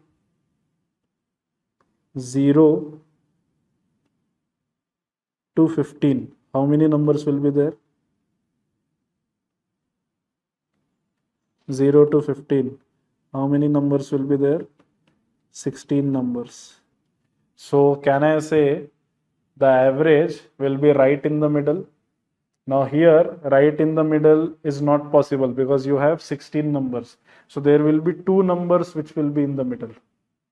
Correct? Which 2 numbers will be there? So 0, 1, 2, 3, 4, 5, 6, 7, 8, 9, 10, 11, 12, 13, 14, 15. So can I say average will fall between 7 and 8, right? So what will be the 7 and 8 equivalent numbers? So I just have to find the average. What will be the average? 252 plus 10 into 7 plus 252 plus 10 into 8. Right in the middle of them will be the average. This whole divided by 2. So what will be the answer? 252 is common. 252 into 2 plus 2 into 10 into 15. I'm just taking few things common, divided by 2. So what's the answer? 252. Hey, what have they asked? What will be the average of this? So average will never be this high. So none of the option actually makes sense, but we'll still find the average. 252 plus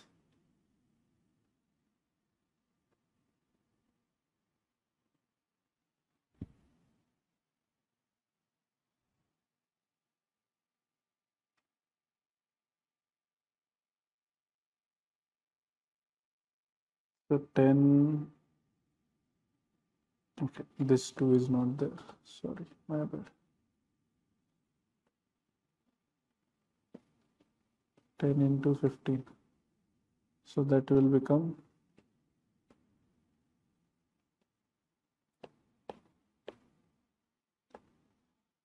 5 into 15. 252 plus 75. That comes out to be 327. So 327 is the average. Okay. Unfortunately, none of these options make sense. They are more than 1000, and an average of numbers between 252 and 402 has to be between them. It cannot be beyond 402. So none of the options make sense. But anyway, 327 will be answer.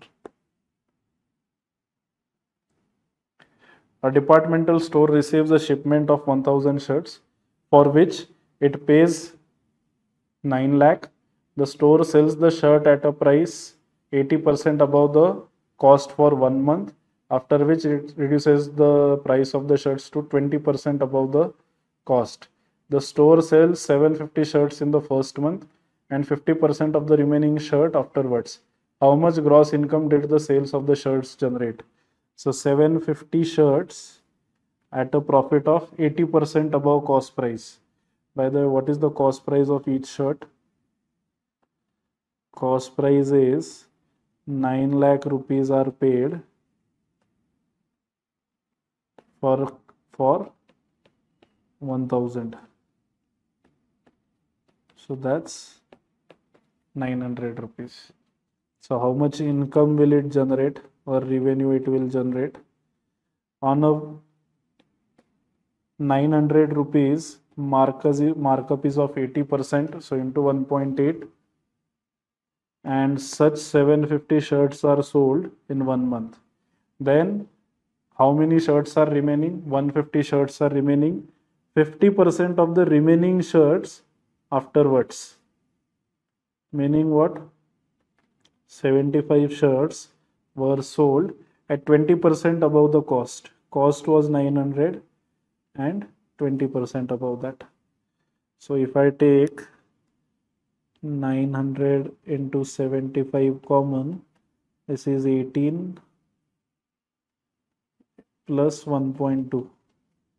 So that is 900 into 75 into 19.2.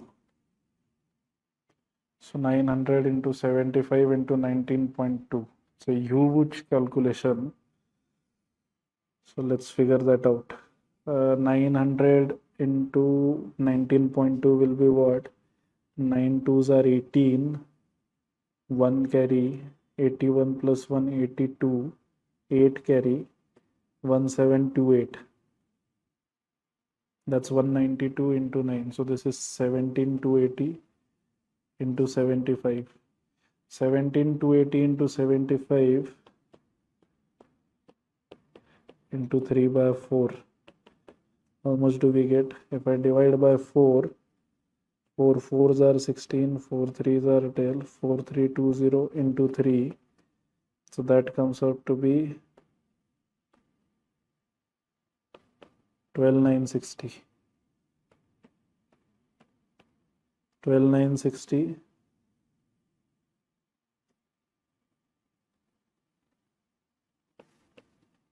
12,96,000 is what I am getting. How much gross income? 80% after which it is above the cost. The store sells 750 shirts in the first month and 50% of the remaining shirts. 50% of the remaining, 250 are remaining, 50% is 125. This is not 75. This is 125. So all the calculation is mistaken.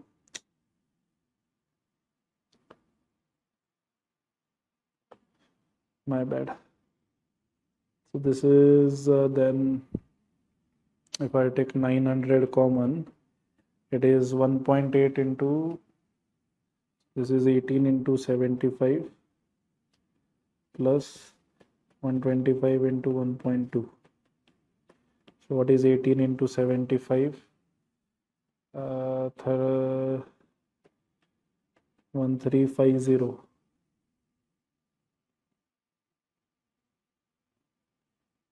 13500 plus 125 into 1.2. So that is into 5 by 4. 5 by 4. So that comes out to be what? 1500. Yes. So 900 into 0. 15,000 into 900. 135,000. Or D Delhi.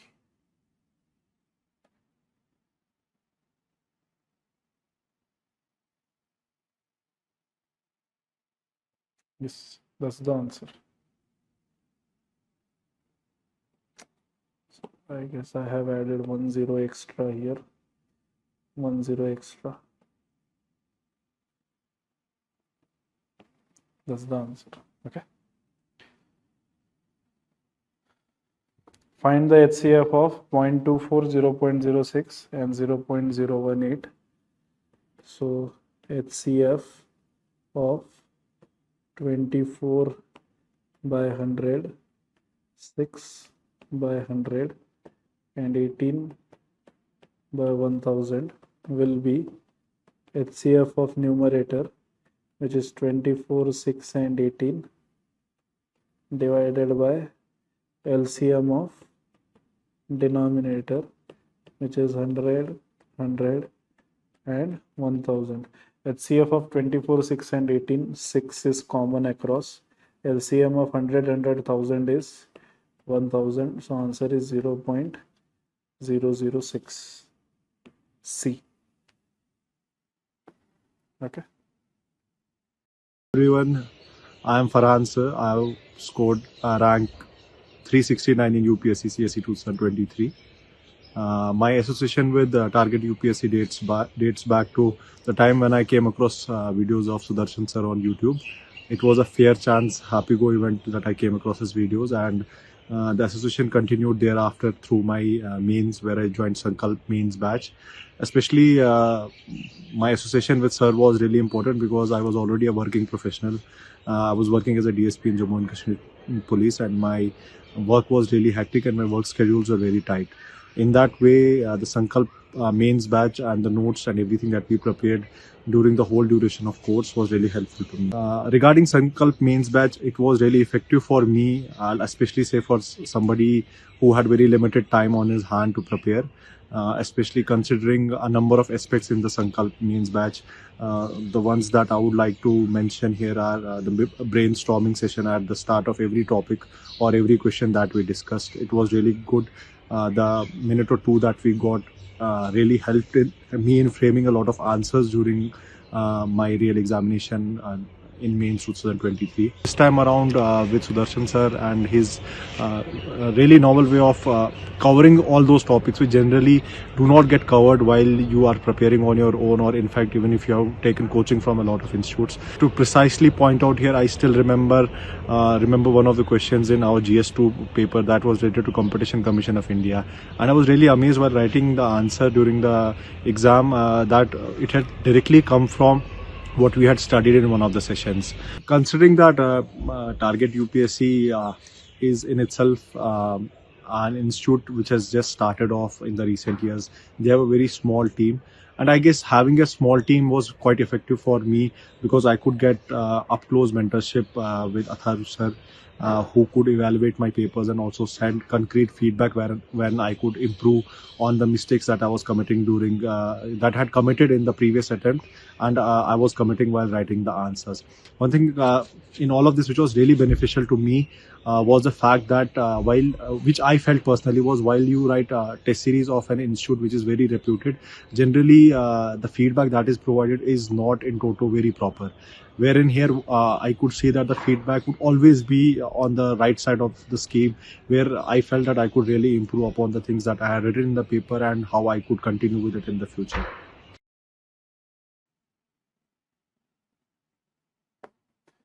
Two friends, Ajit and Lalit, made investment in a business in the ratio 50:40, 60:40.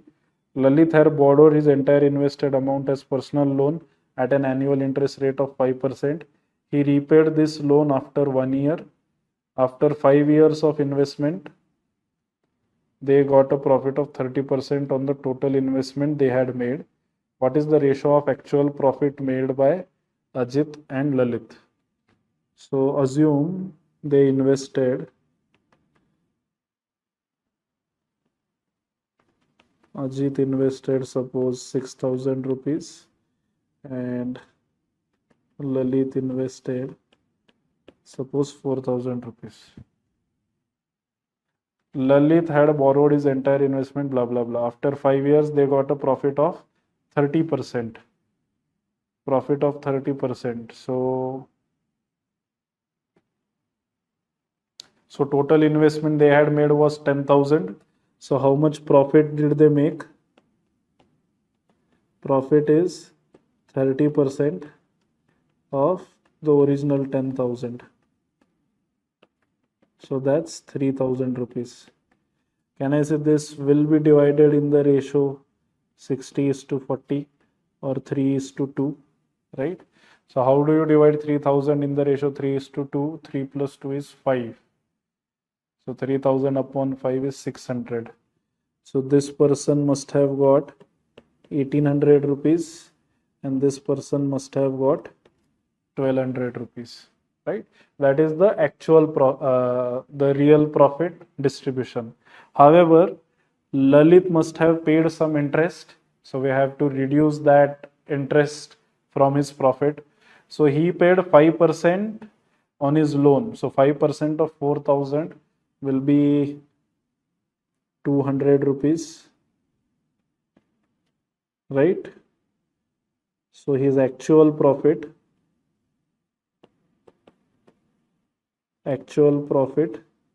would be 1,800 in case of Ajit and 1,000 in case of Lalit. So 1,800 to 1,000, how much is the ratio? That's 9/5. C is the answer. Price of 15 shirts and 21 pants is equal to price of 18 shirts and 21 pants. 15 shirts plus 21 pants is 18 shirts plus 12 pants. So 3s is equal to 9, please. So one shirt, so price of one shirt is equivalent to the price of 3 pants. What is the ratio of price of one shirt and one pant? One shirt is equivalent of 3 pants. So 1:3. Oh, sorry, ulta. 3:1. Na? What is S upon P? 3/1. So C. Okay, so same graph. What is the ratio of the number of books purchased by R and S in 2020? R and S in 2020 is 60 plus 80.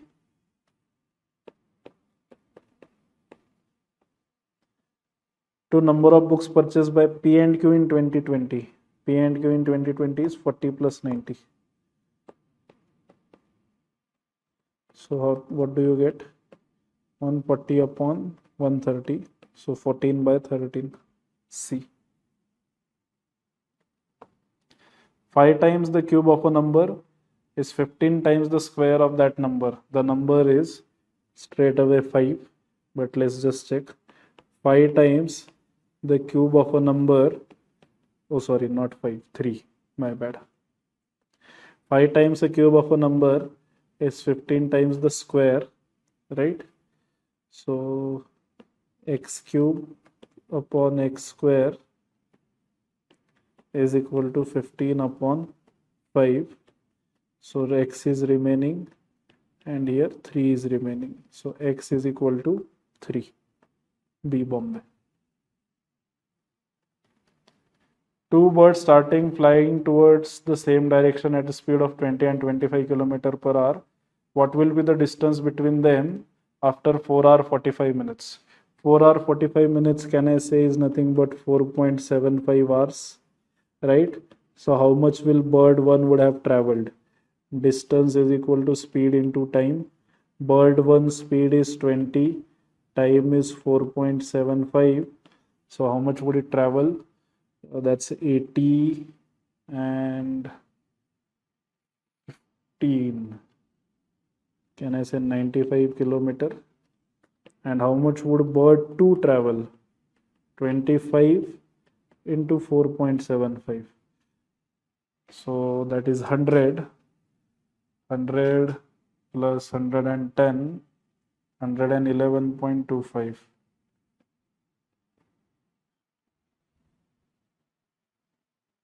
Not 111.25, sorry. 25, right? 25, 75% of 25 will be 18.75. 118.75, sorry. So how much is the difference? 118.75 minus 95. So 8 minus 5 is 3. 11 minus 9 is 2. 23.75 kilometer. That's the answer. B Bombay.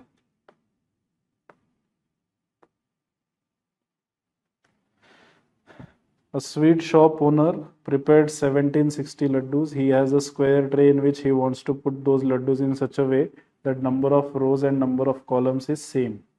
After putting all the laddus, he got to know that he needs some more laddus to completely fill the tray. What is the minimum number of laddus he needs to fill the tray? So we just have to figure out what is the nearest perfect square. Because number of rows is n, number of columns is n, that has to be 1760 plus some number x, and we need x to be minimum. So n square is equal to 760 plus x. If I want n to be an integer, 1760. So what is the nearest perfect square to 1760? So I know 40 square is 1600 and 45 square is 2025. So the number has to be between them. So what is 44 square?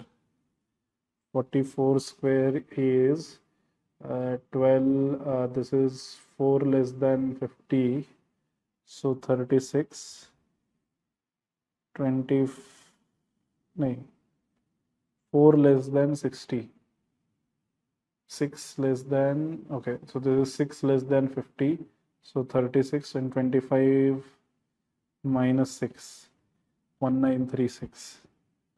So 44 square doesn't work, it's way too high. How about 43 square?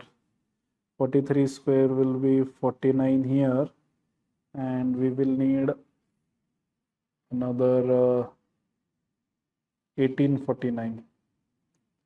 Let me check 42 square meanwhile. 42 square will be 64, and 25 minus 8 is 17. 1764. So I guess this one is the nearest one. So x minimum will be what? In order to make n square a perfect square, 1760 will require an additional 4. So D Delhi.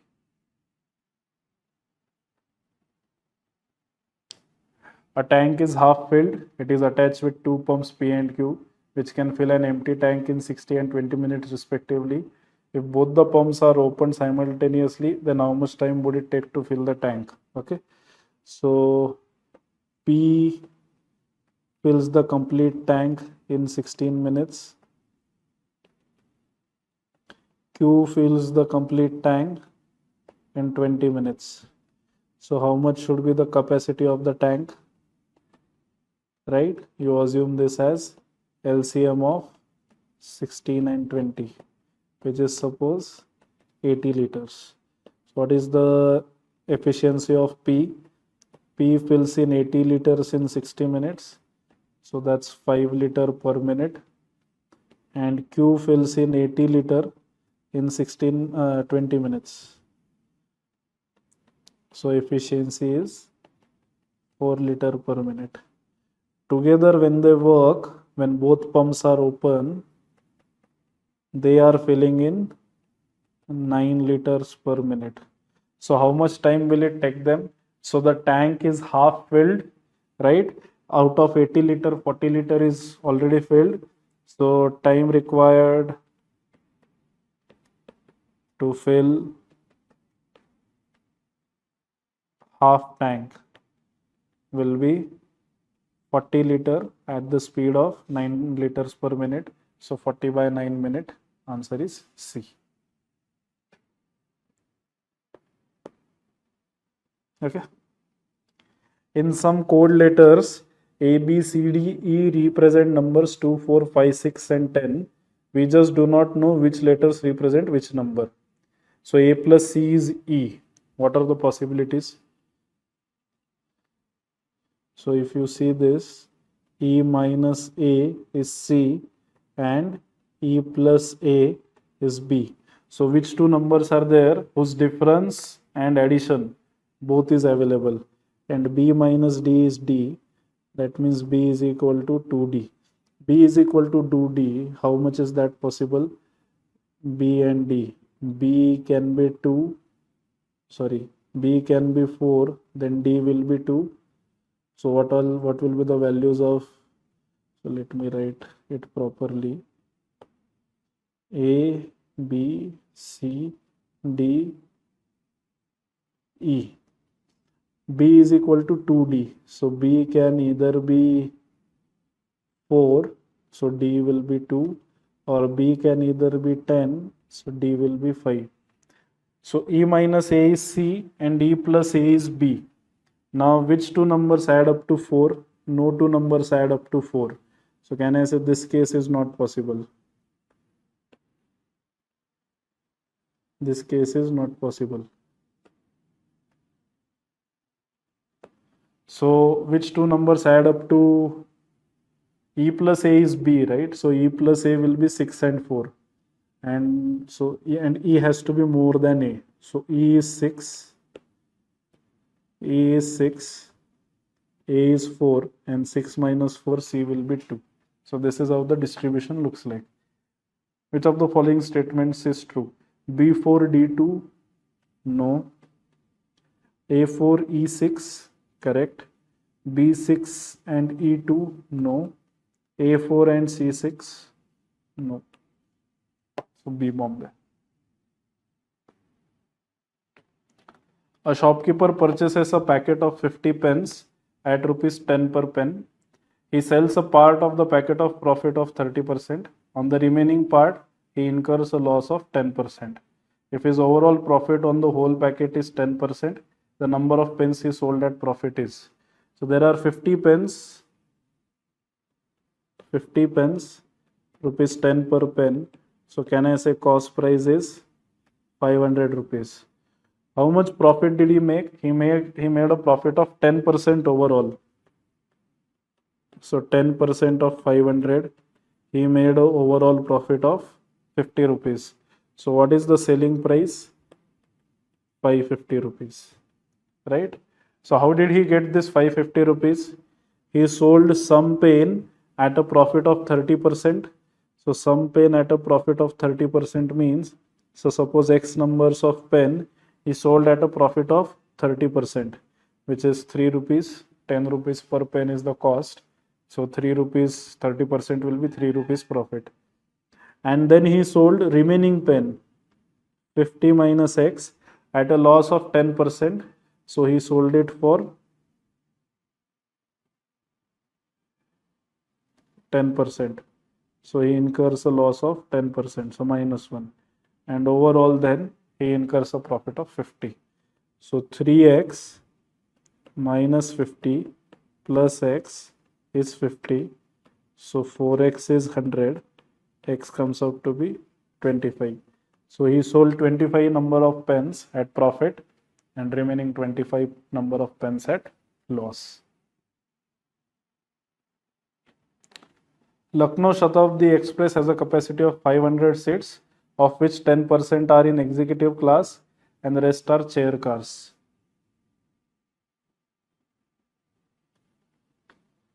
So 500 seats, 10% are executive class, so 50 seats are executive class. So how many chair cars? Can I say 450? During one journey, the train was booked 85%. So how much was booked? Overall 85%. That means 425 tickets were booked. According to question, 96% of the executive class was filled. 96% of 50. 48 was here. Then how many chair car seats are empty? So 425 minus 50 will be 375. So 377 are chair car seats that are booked. So how many are empty? Empty chair car seats are, total capacity is 450, of which 377 are booked. So 23 plus 50, 73. So B Bombay. Okay. A shopkeeper labeled the price on his articles in such a manner so as to earn a profit of 30% on the cost price. He then sold the articles by offering a discount of 10% on the labeled price. What is the actual profit percentage earned by him? Right? So his cost price is suppose 100. His mark price, or in Indian language, let's call it MRP. MRP is 30% on the cost price. So it is 130. He then offered a discount of 10%. So there was a 10% discount. So how much is the selling price? So discount is always calculated on the mark price. Mark price is 130. 10% discount will be 13 rupees discount. So he must have sold it for 117. 100 to 117. How much is the profit percentage? It is 17% profit. So none of these. Okay. 30%, 10%, 13, 117. Yes. So 17% profit overall. None of these will be the answer in this case. In a fund collection for flood affected rehabilitation, there was a total collection of 7,700 in notes having denomination 100, 50, 20 in the ratio of 4:5:6. Okay. So basically 4x notes of 100, 5x notes of 50 and 6x notes of 20, that adds up to 7,700. So 400x, 400 plus 250 is 650. 650 plus 12 is 770x is equal to 7,700. So how much is x? 10. X comes out to be 10, meaning what? So that means how many 100 rupees notes are there? 4x. So 40 100 rupee notes, 50 50 rupee notes, and 60 20 rupee notes. Total number of all notes is 120. Total number of notes is 150. No. There are 40 notes of 100. Yes. The sum of the number of notes of 50 and 20 is 120. 50 and 20 is 50 plus 60, 110, not 120. Which of the following statements are correct? Only two.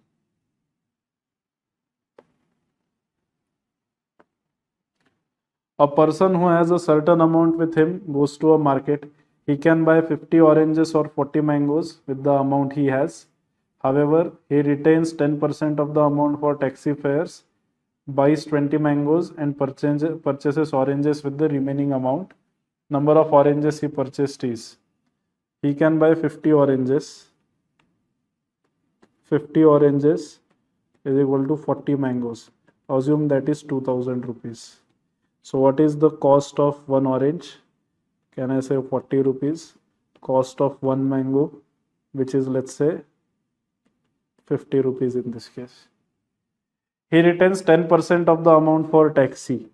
For taxi, he retains 10%, so 200, right? And he buys 20 mangoes. 20 mangoes would cost him 20 into 50, 1000 rupees, right? So how much is remaining now? The remaining is, he has 2000 rupees, 200 he spared for taxi, 1000 he spent on mangoes. So he has 800 rupees left with him. So how many oranges can he buy?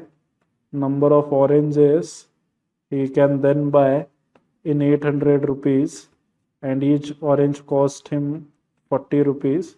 So 20 oranges. D Delhi.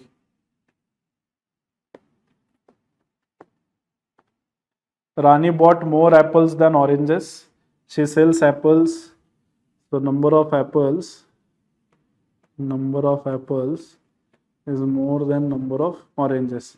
She sells apples at rupees 23 a piece and makes 15% profit. So for apples,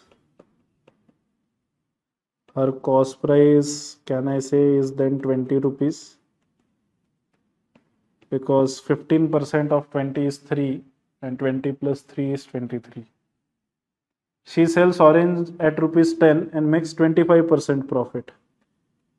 She sells orange at rupees 10 and 25% profit means cost price must be 8, because 25% is 1/4. 1/4 of 8 is 2 and 8 plus 2 is 10.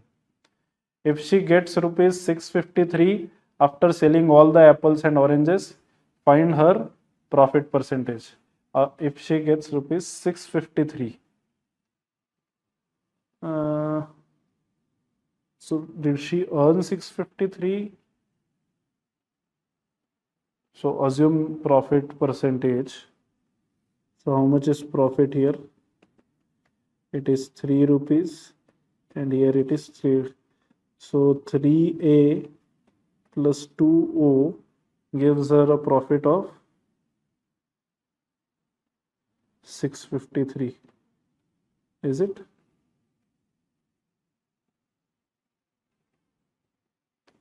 Find her profit percentage.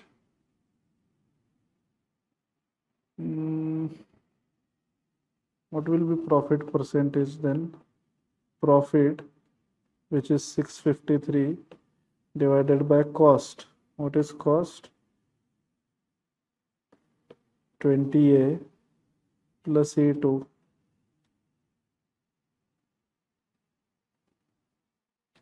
How will we solve this?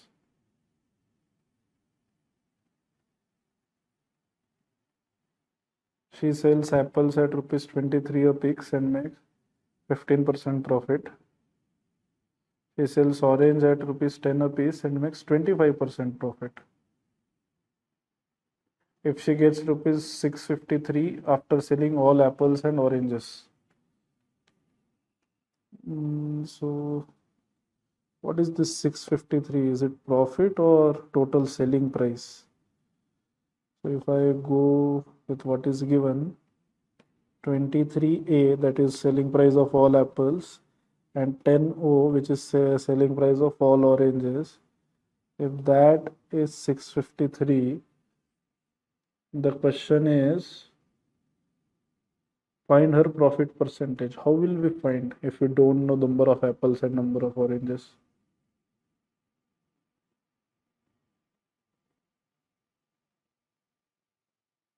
15%, 25%. I am not really sure if we can solve this question. If she gets rupees 653 after selling all the apples and oranges,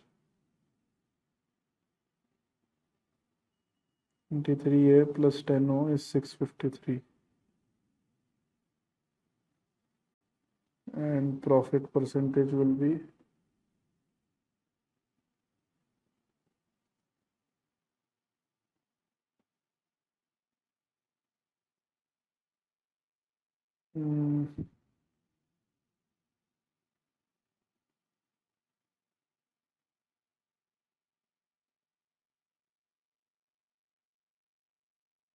I'm not really sure how to solve this. It's just like, I think there is some missing information here. Rani bought more apples than oranges. But how many more? Unless we know that, I don't think we will be able to solve this question. Let me know in the comments if you know how to attempt such, but I don't think this can be solved with the information that is given. 30% of the men are more than 25 years old and 80% of the men are less than or equal to 50 years old. 20% of all men play football. 30% of the men are more than 25 years old.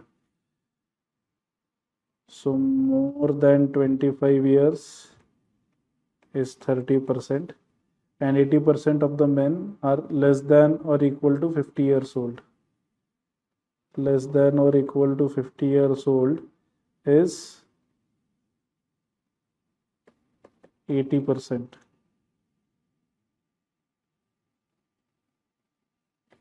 This tells you that less than or equal to 25 there are 70% male, and this tells you less than, or sorry, greater than 50 are 20%. So if I kind of draw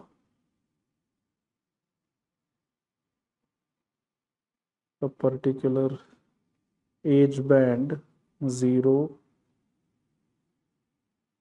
to, I don't know, infinity, whatever, greater than 25 are 30%. So we need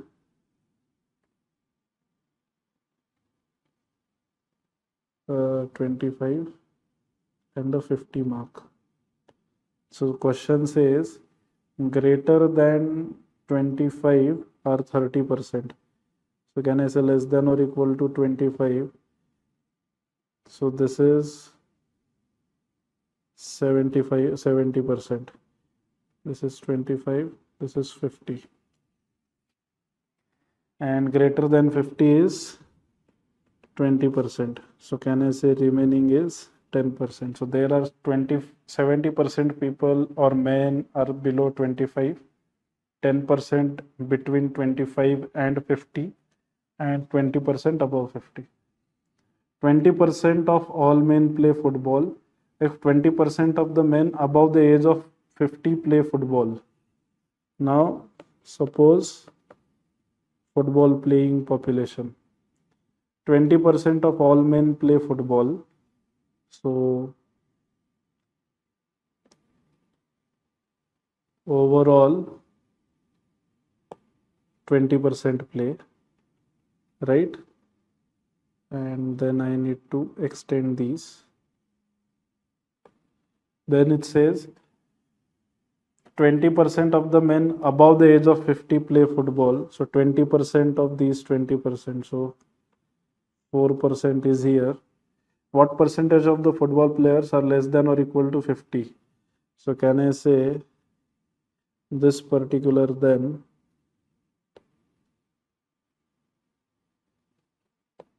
this particular band represents 16%.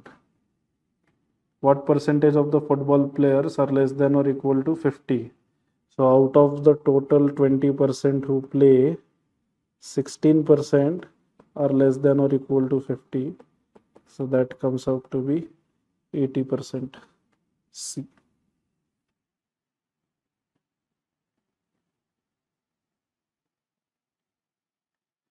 The percentage of accountants at a company that has 10,000 employees dropped from 10% at the end of the last year to 6% at the end of this year.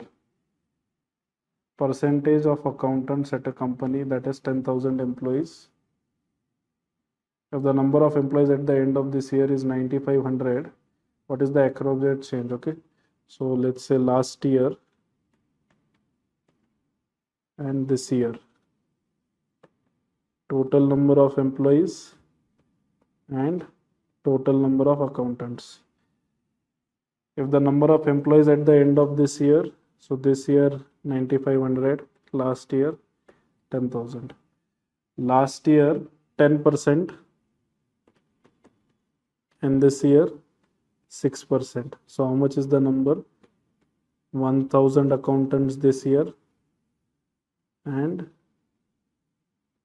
750, right?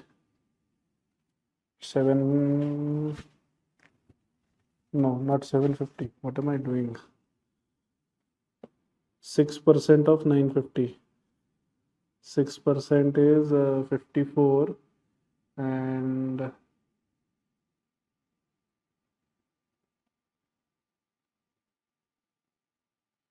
540, 543. Is it 543? 10% of 10,000.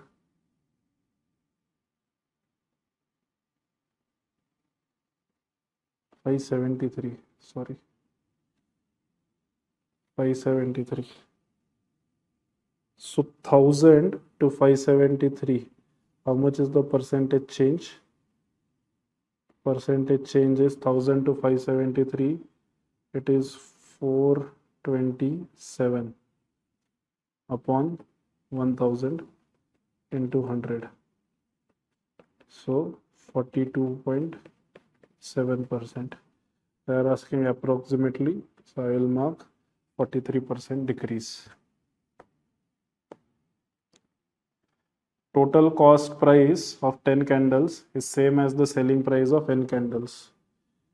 10 times CP is n times SP.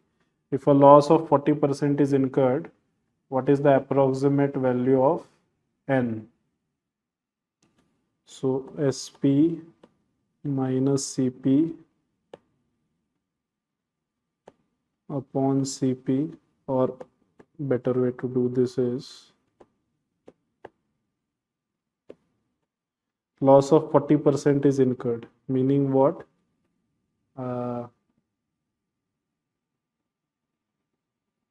Loss of 40% is incurred, meaning if CP is 100, SP is 60. So how much will be N? So I assume, right? CP is 100, so SP is 60. So 10 into 100 is N into 60. So how much is N? 1000 divided by 60. That is 16.67. They are asking approximate value, so 70. If Mn is 625, what must be the value of m plus 1 upon n plus 2 plus 1, where m and m are whole numbers? M and m into n is 625. M into n is 625. M plus 1 divided by n by 2 plus 1. If m is between 0 and 20, m is between 0 and 20. So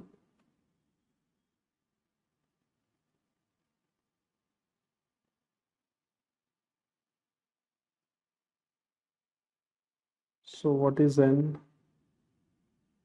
625 upon m. right? So this is m plus 1 upon 625 upon 2m plus 1. Okay, let's not get into all of that.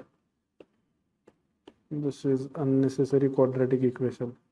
If m and n is 625 and m is between 0 and 20, so what are the factors of 625 between 0 and 20? M can be 1, n can be 625, m can be 5, and n in that case will be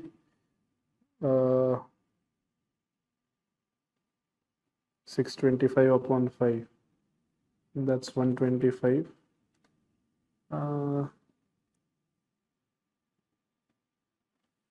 M cannot be 15. 5 raised to 0, 5 raised to 1, or then m can be 25. So these are the two cases where m is between 0 and 20, because 625 is nothing but 5 raised to 4. So what are its factors? There are only 5 factors: 1, 5, 25, 125, and 625. Now 25, 125, 625, all of them are beyond 20, right? So only values that m can take is 1 and 5. So when m is 1, what is the value of this expression? 1 plus 1 upon 625 by 2 plus 1. It's not division, sorry, my bad. M plus 1 into n by 2 plus 1, sorry. Yeah. So when m is 1 and n is 625, what will be the answer? 1 plus 1 into 625 upon 2 plus 1. That is 2 into 627 upon 2. So answer is 627. That's not the option. So let's check the other case. What is the other case? M is 5 and n in that case is 125. So m is 5, so that will be 5 plus 1 into n, which is 125 by 2 plus 1. So this is 6 into 127 divided by 2.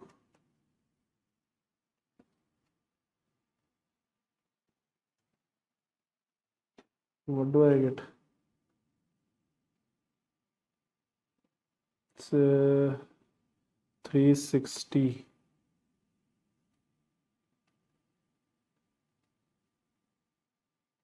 360, 381. But that's not the option. So then I guess there is some printing mistake here. There's some printing mistake. M plus 1 into, there's some printing mistake there, I guess. Then shit. Only 2 cases for sure, but then this expression we'll have to figure out what that is. Anyway, A is a set of numbers which are between 1 and 6. So what is A? 2, 3, 4, 5. What is B? Between 2 and 9. So 3, 4, 5, 6, 7, 8. Now they are asking A intersection B. A intersection B means what are the terms that are common in both? That is 3, 4 and 5. So C. So this means intersection.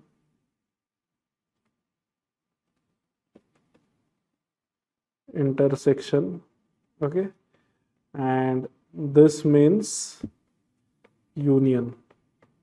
Union would have been all the numbers combined. So 2, 3, 4, 5, 6, 7, 8. This would have been A union B. But that was option 2, by the way. But this is A intersection B. We have to only look at the common terms, which are 3, 4, and 5. A company with 800 employees is planning to hire 100 additional employees at the beginning of the next fiscal year. Currently, only 10% of the company's employees have a college degree. How percentage of the additional employee to be hired to have a college degree in order to double the number of employees having college degrees? As of now, how many college degrees are there? 800 number of employees is 800, and number of degree holders are how much? 10% of 800, so that's 80. Now next year, if you want number of degree holders to double,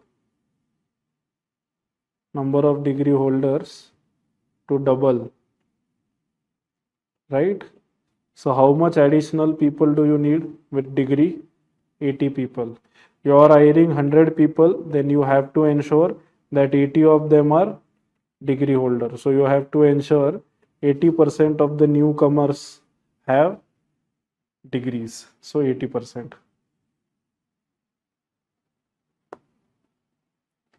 In UPSC CSE Prelims exam, 60% students failed in GS, 50 in CSAT. If 20 failed in both,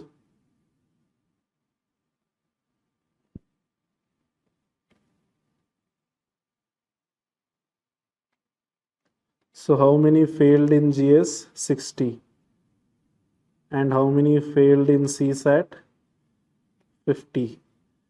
20% failed in both. So only GS will be 40, only CSAT will be 30. Then find the percentage of people who passed in GS. Who passed in GS is, so basically 60 failed in GS. So can I say remaining must have passed in? So 60 failed in GS, right? Right? So whoever is outside that circle is passed in GS. So 40% passed in GS.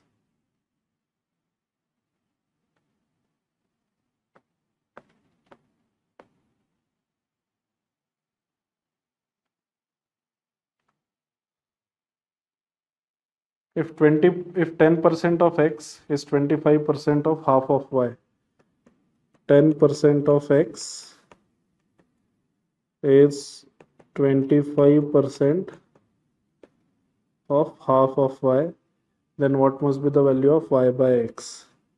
This gets cancelled. So 20X is equal to 25Y. So how much is Y by X? 20 by 25, which is 4 by 5. C.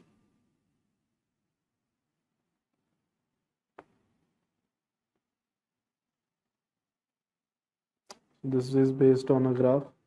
The bonus received by officers and employees together in 2016. Employee bonus, officers bonus, 30 plus 40. Is what percent more than the difference of the bonuses received by 2005? Okay.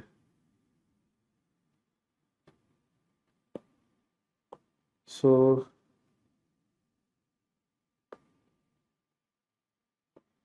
2005, 2008 difference in employee bonus, compared to that, how much is employee 2016 employee bonus plus 2016 officers bonus? 2005 and 2008 employee bonus. 2005 employees bonus 25, 2008 employee bonus 30. Difference is 5. 5 2. 2016 employee plus officer, 30 plus 40, 70. 5 to 70, how much is the percentage change? Percentage change is 65 over 5 into 100. So that comes out to be 1300%. D Delhi. The average of 80 numbers is 68. If two numbers 36 and 74 are removed, then what would be the new average? So what is sum of all the numbers right now? 80 into 68. What will be the new average?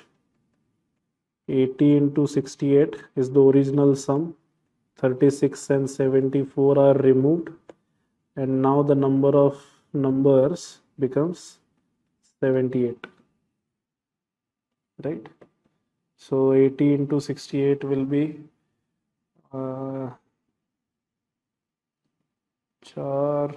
और ये 6, 48 plus 6, 54, 5440, 480, 5440 minus 110 divided by 78. So 5330 divided by 78. 5330 divided by 78. If I divide it by 2, this is 39. Divide this by 2.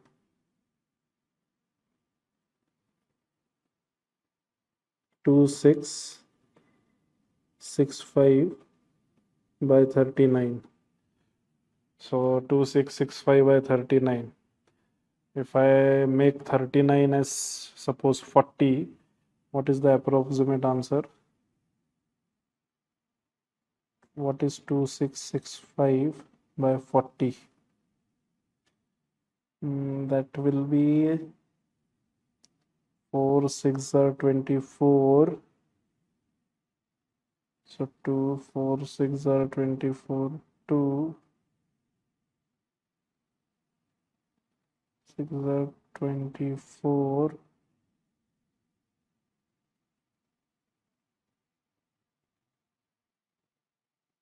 So that is 66.625.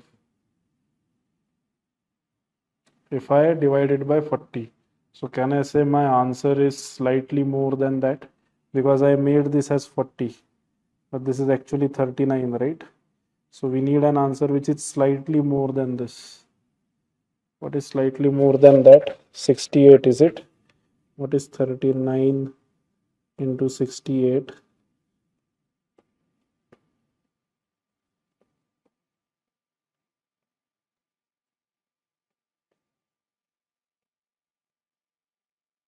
Two 652 and slightly more than that. So yes, 68.33. A person sold 64 kg of rice partially at 7% loss and the rest at 9% profit. He suffered loss of 2% on the whole. What quantity of rice was sold at profit? So suppose 64 kg, suppose x kg was sold at 7% loss. So can I say 64 minus x will be sold at 9% profit, and by doing that he suffered a loss of 2% on whole, 0.02 on the whole 64 kg, right? So that is 0.07x plus 64 into 0.09 minus 0.09 into x is equal to 0.02 into 64. So 0.02x is equal to, okay, let me do it a better way. We'll do it the allegation way. 7% loss and 9% profit, both of done happened, and you get a loss of 2%. 9 minus 2 is 7.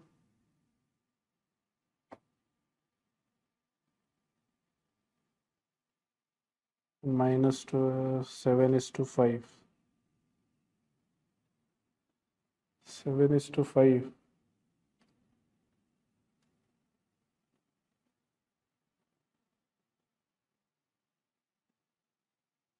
(64 kg) is there, right? 9 minus 2 is 7, and minus 2 minus of minus 7. So minus 2 plus 7.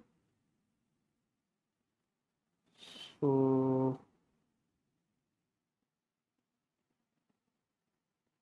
okay, so this is not working.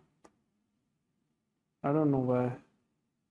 64 kg. The quantity of rice was sold at profit was so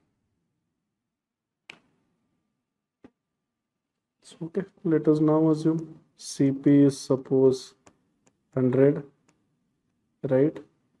Suppose loss of 7%, that was x kg. For that, selling price will be 93, and profit of 9%, that would be 64 minus x kg, and their selling price would be 109, right? So how much profit here, how much loss here? 7x. And how much profit here? 9 into 64 minus x. So in all, he suffered a loss of 2%. So 2 rupees on 64. So minus 7x plus 9 into 64 minus 9x equal to minus 2 into 64. So 16x is equal to 11 into 64. So how much is x? 11 into 64 by 16. So x comes out to be 44 kg. So what he sold at loss is 44 kg. So therefore what he sold at profit will be 64 minus 44, 20 kg. D Delhi. Okay. So we are now at question number 73. So two more questions. A shepherd has 1 million sheep at the beginning of the year 2000. The number of sheep grows by X% during the year. A famine hits the village in the next year, and many of his sheep die. The sheep population decreases by Y% during 2001, and at the beginning of the 2002, the shepherd finds that he is left with 1 million sheep. Which of the following is correct? So basically, he had 1 million, right?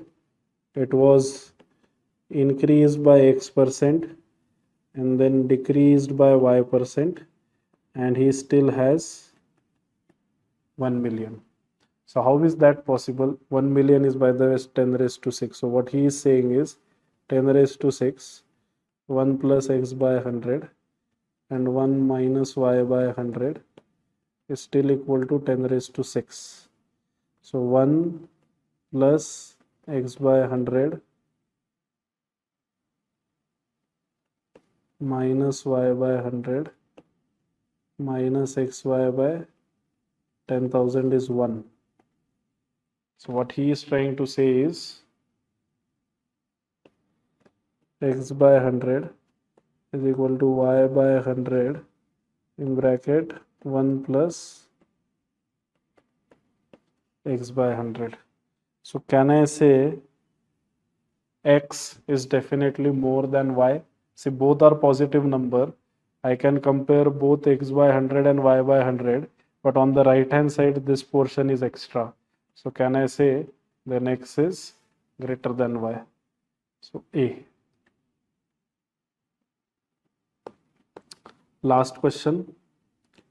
It says a man buys alcohol at rupees 12.2 per liter. Then he adds water into it and sells the mixture at rupees 19 per liter and manages to book a profit of 42.5%. The ratio of alcohol to water received by his customer is. A man buys 12.2 is the amount of alcohol he has, right? 12.2 is the amount of alcohol is the amount for which he pays. So CP of alcohol is 12.2. What is CP of water? So you assume that water comes at free, 0. Then he says the selling price of mixture is what? 19 rupees. And by doing that, he incurred a profit of 42.5%. Meaning what? CP of mixture plus 42.5%, or let me just do it this way. If CP was 100, can I say SP would have been 142.5, 42.5% profit. Actual SP is 19. So what is the actual CP? So what will be CP of mixture? CP of mixture would be 19 into 100 upon 142.5, or it is 1900 upon 142.5. So this is 100, and if I divide denominator by 19, so 19 into 7 is 133. So 7.5.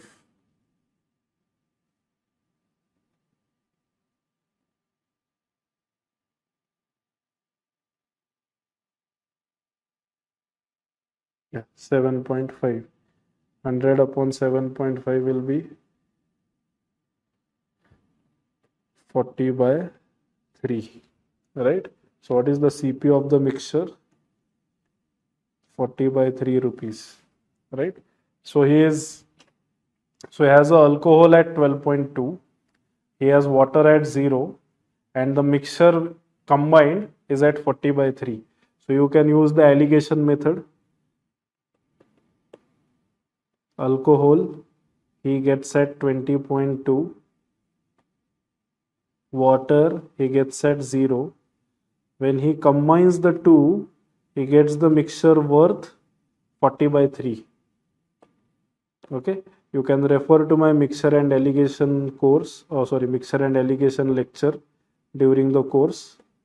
Okay, so you will realize this is what is happening. 12.2 and 0 combined, you get 40 by 3.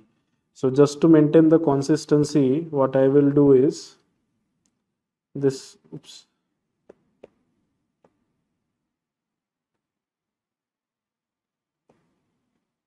this 12.2, can I write it as 12.2, how can I write it, upon 3 something. So 12.2 will be 36.6 by 3. Okay, so if you remember, then what we do is we take the difference, 40 by 3 and 36.6. What is the difference? 3.4 by 3, and here the difference is 40 by 3. So this is the ratio. Ratio is 40 by 3 is to 3.4 by 3, 3 cancelled. So ratio is 400 is to 34. If I divide, that's 200 is to 17. Is that the option? It's not an option. So I guess I made some mistake in calculation of CP, I guess. He adds water into it and sells the mixture at 19 per liter and manages to book a profit of 42.5%. So 19 into 100 upon 142.5, that seems correct to me.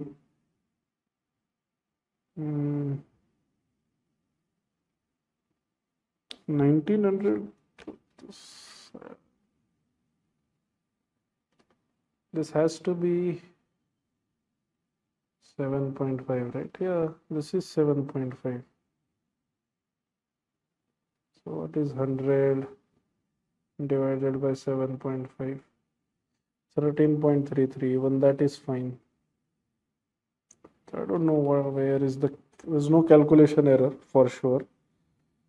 Is there a error in understanding the ratio of alcohol to water received by his customer is?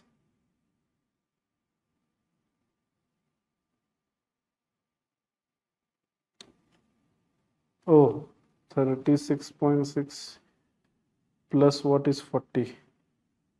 36 plus 3 is 39, yeah, 3.4. And water comes at free of cost. So that's 40 by 3, 400 by 34. I'm getting 200 is to 17. 133 is to 11. Why would you get that?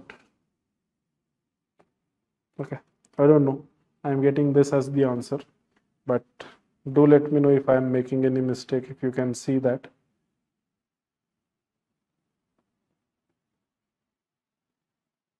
He adds water into it and sells the mixture at 19 per liter and manages to book a profit of 42.5.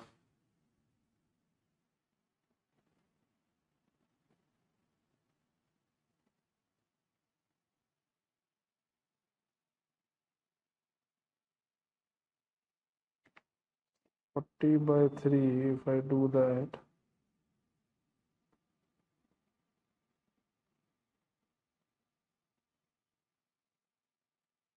that is also correct. Okay, so calculation wise, I don't think I have made any mistake. So yeah, I am getting 200 is to 17 as the answer.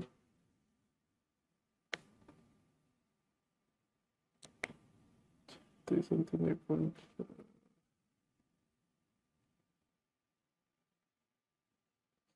200 is to 17 is what I am getting. But anyway, too much of maths, I guess that's what is getting on to me. We have solved somewhere about 74, 75 questions, as you can see. And as I said in the English video also, this document has somewhere about 150 questions.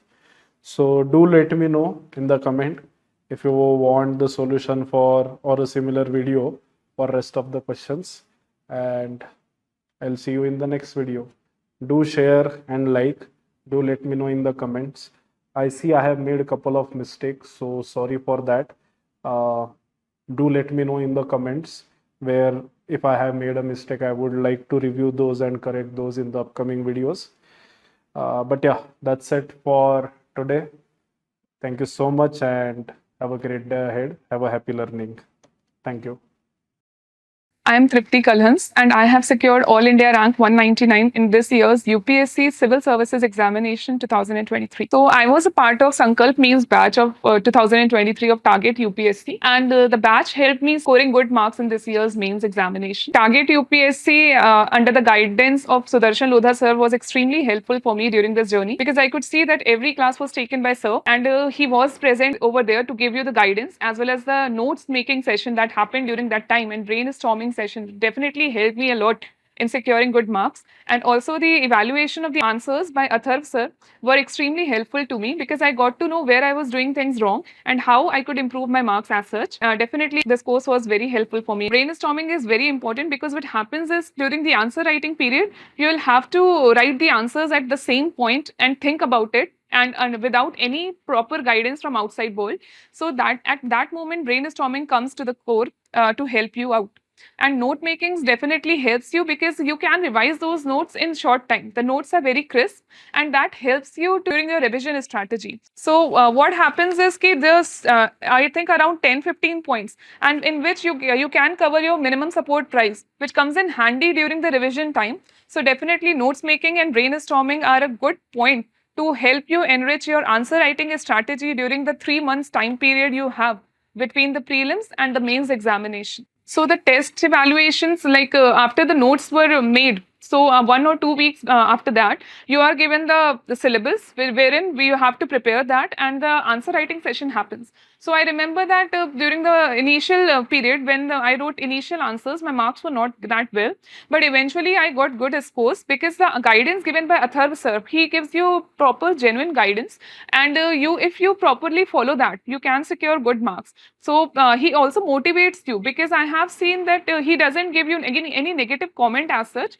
He will just properly analyze the questions and give you positive feedback on that, wherein if you improve them, you can definitely score good marks, and as also happened with me in this journey. So what I would say is that I think this channel Target UPSC is very genuine. I have seen their efforts, and since they are giving you such good quality content at such minimum prices, definitely you should go for it if you are able to afford it, because it helps you enrich your strategy, and you can do time management with it. And I would like to also thank Target UPSC because it helped me during this journey. And Sudarshan Lodha sir, I especially thank, because I see his guidance is very important. He is very honest, I think, and he is very passionate about the teaching, because he used to be very strict also during the classes, and sometimes he even scolded people during in between. So what happens is I can see that yes, this person is into teaching the people, and in very short amount and in very minimum of the cost. So if you feel like it, definitely watch the YouTube videos, and you will yourself see how good the quality of content it is, and then you can definitely join the batch if you feel like it. Not even a single one. I did not take any coaching. And even the Sankalp means was the first batch which I actually took. I think the main herd mentality comes from the point of view of money they are spending. Right. Because if we see today that coachings are charging too much money. Right. That is a reality, 1 to 2 lakh. Okay. Right. And I spent around 10,000 on Sankalp means batch. So people are thinking that, oh, 10,000, what are they going to provide? Right. So that has to be broken first, because it was the most effective batch I have come across. Right. That I would say. Hello everyone, my name is Shubhra Panda, All India Rank 204. I was part of Sankalp Mains batch Target UPSC, and that has really helped me to bring an edge to all my answers. It brought regularity, it helped me in making my notes good, and it also helped me in bringing some quality points into my answer that actually helped me to gain marks. So I'm really thankful for all the efforts put by Sudarshan sir. Hello friends, I am Chaitanya Giri. I have secured All India Rank 117 in UPSC CSE 2023. I have been part of Sankalp Mains Batch program in Target UPSC, and it has helped me make certain concise notes on current affairs issues as well as certain static portions. It has also helped me provide with data and facts which I have utilized in my mains answers as well. Also, the brainstorming part which is there in Sankalp Mains Batch, that has helped me develop the ability to also tackle questions which I don't know and make a good enough answer so that it can fetch me average marks. So I believe that this batch has helped me in my endeavor of achieving this good rank in UPSC. And I would also like to mention that I have taken this course twice. Even in my first attempt I opted for this course, and I found it so good that I opted for this course in my second attempt as well. Hello, my name is Vaibhavanand Sharma. This year in UPSC Civil Services Exam 2023, I got rank 58. And I would like to say that I joined Target UPSC's Target 140 batch for the current affairs course. And as well as I joined the Sankalp Mains batch. And it really helped me. And I would like to recommend it to you that if you're interested in making notes for mains or understanding the process of making notes for mains, then you should, or you can at least look at this content that sir provides. Then I joined Target UPSC. I have to give you that credit. So precisely GS2 and GS3. Right. These two were the aspects which I did from Sankalp batch. Although GS1 was also available, right. GS4 was also there in that package. And I added this, and from this GS2 and GS3, I got a hang of how to make notes. Brainstorming. And plus, I was also motivated by the fact that you have an anxiety, positive anxiety when you teach. Right. And that anxiety is that of an aspirant. In Target 140 plus batch, who can say that in this prelims, there were questions that were directly there. The award question was there. Although, sir, I have to tell you that that award question I did wrong. But it was there in my notes. कितनी ऐसी रातें कितने दिन बीते हैं जिसमें मैं पूरा डिमोटिवेटेड रहता था, पर उसमें आपकी जो वीडियो देखता था और आपकी जो स्पार्कलिंग वॉइस मैं सुनता था वो मेरी जान थी। Right Sankalp mains batch definitely I think so it help you. Sir Sankalp main batch में था मैं, टारगेट यूपीएससी मेरा प्रीलिम्स नहीं निकला था, मैंने 140 नहीं किया होता था। ओके उसके बाद अर्थशास्त्र मैंने किया था, उससे मैंने इको को ब्रश अप किया था, लास्ट में मैंने एनवायरमेंट का भी किया था, मैंने पूरा बुके लिया था। And Sankalp mains batch was it helpful मतलब पूरे प्रोसेस में? सर हेल्पफुल, उसने तो सर मुझे चलना सिखा दिया मेंस के लिए। ओके थैंक यू यार Vaibhav, and I think so our joint hard work helped हमारा डायरेक्शन एंड आपका। बोलूंगा ही नहीं सर, मैं ज्वाइन बोलूंगा ही नहीं सर, किसी के अंदर भी जो इंटेंशन है और वो आपके पास आ जाए वो कर लेगा। राइट डेफिनेटली मैं बोलूंगा ही नहीं, अभी भी नहीं बोलूंगा, आगे भी नहीं बोलूंगा ज्वाइंट है, ये आप ही का है सर, ये आपका result. And I think so हमारा जो संकल्प मेंस बैच में हार्ड वर्क था, I think so that is the final outcome, मतलब you are the topper from target UPSC and I am happy for you. सबसे अच्छी बात ये है, आप सर क्लेम नहीं करते कि जो मैं पढ़ा रहा हूँ बस उतने से ही होगा, आप ये सिखा देते हैं कि आपको पढ़ना कैसे है। Right. 3 इडियट्स की जो वो लेक्चर था ना, मैं आपको सिखा रहा हूँ कि पढ़ाते कैसे। राइट सर वो रैंचो आप ही है। Right and brainstorming, I think so वो brainstorming helped at the end. जी सर। राइट वैभव आना है Pune and I am waiting for you. कहाँ हो आप अभी प्रेजेंटली? सर मैं मुरादाबाद में रहता हूँ सर, मुझे महाबलेश्वर तो आना ही नहीं, क्योंकि वहाँ पे मैंने पहली बार डिसाइड किया था कि मुझे आईएएस बनना है। अरे वाह डेफिनेटली सर मैं पुणे जब आऊंगा मैं आपके बैच में जरूर आऊंगा सर। पक्का आई एम वेटिंग वैभव। जी सर जी sir. Thank you, congratulations once again. मैं प्रिविलेज फील कर रहा हूँ कि आपकी आवाज, आपका फोन मेरे पास आया है। नहीं it is an achievement for me. Right and you deserve all the credit. मुझे याद है आप रात में 12 बजे मैसेज करके सर ये टॉपिक लीजिए, आई थिंक सो लाइट पोल्यूशन के लिए भी आपने ये किया था। एंड लाइट पोल्यूशन तो सर आपने खुद ही लिया था, मैं खुश बहुत हुआ था। हाँ लाइट पोल्यूशन से मेरे को याद है वो टॉपिक हमने जब डिस्कस किया था तो आपने ये किया था, अगले दिन मैसेज किया था। सर मैं अभी एक्साइटमेंट में नहीं बोल रहा सर, आपको अगर कभी मेरी कितनी भी वीडियो चाहिए हो सर आप बोलना, मैं खड़ा रहूंगा एक टांग पे आपके। राइट डेफिनेटली यही हमारे लिए अचीवमेंट है यार। क्या है कि जेन्युइन हार्ड वर्क कर रहे हैं एंड अगर स्टूडेंट सपोर्ट करते हैं, मतलब we do not claim any interview result, तो हमारे लिए यही है कि जो target 140 and Sankalp mains batch ही है हमारे टूल्स जो हेल्प किए हैं। सर 2-3 हजार रुपए में आप क्या दे रहे हो सर, आपको आइडिया भी नहीं है। इतनी गंदी इंडस्ट्री है और आप उसमें ऐसा यूर गाइडिंग लाइट। चलेगा thank you Vaibhav and enjoy the process. मैं शाम में फिर से कॉल करूंगा। Thank you. जी सर नमस्ते। Okay.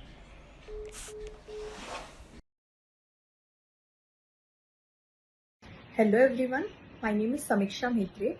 I have secured All India Rank 302 in UPSC Civil Service Examination 2023. I was a part of Sankalp Mains batch of Target UPSC. This course helped me to know how to handle the mains examination. By the end of this course, I had my own set of handwritten notes which were very easy to revise, and at the same time I could easily recollect the content from the notes in the exam also. Sir also provided us with a lot of data, facts, figures, statistics, etc., which we could easily use in the examination. At the same time, the strategy of brainstorming, that also helped me a lot, because I could easily handle the unknown questions in the exam. Practice of brainstorming instilled the confidence that I can do that. So I want to thank Target UPSC for playing a very significant role in my UPSC preparation, and I would also like to thank Sir for that, for his effective guidance and mentorship. Thank you.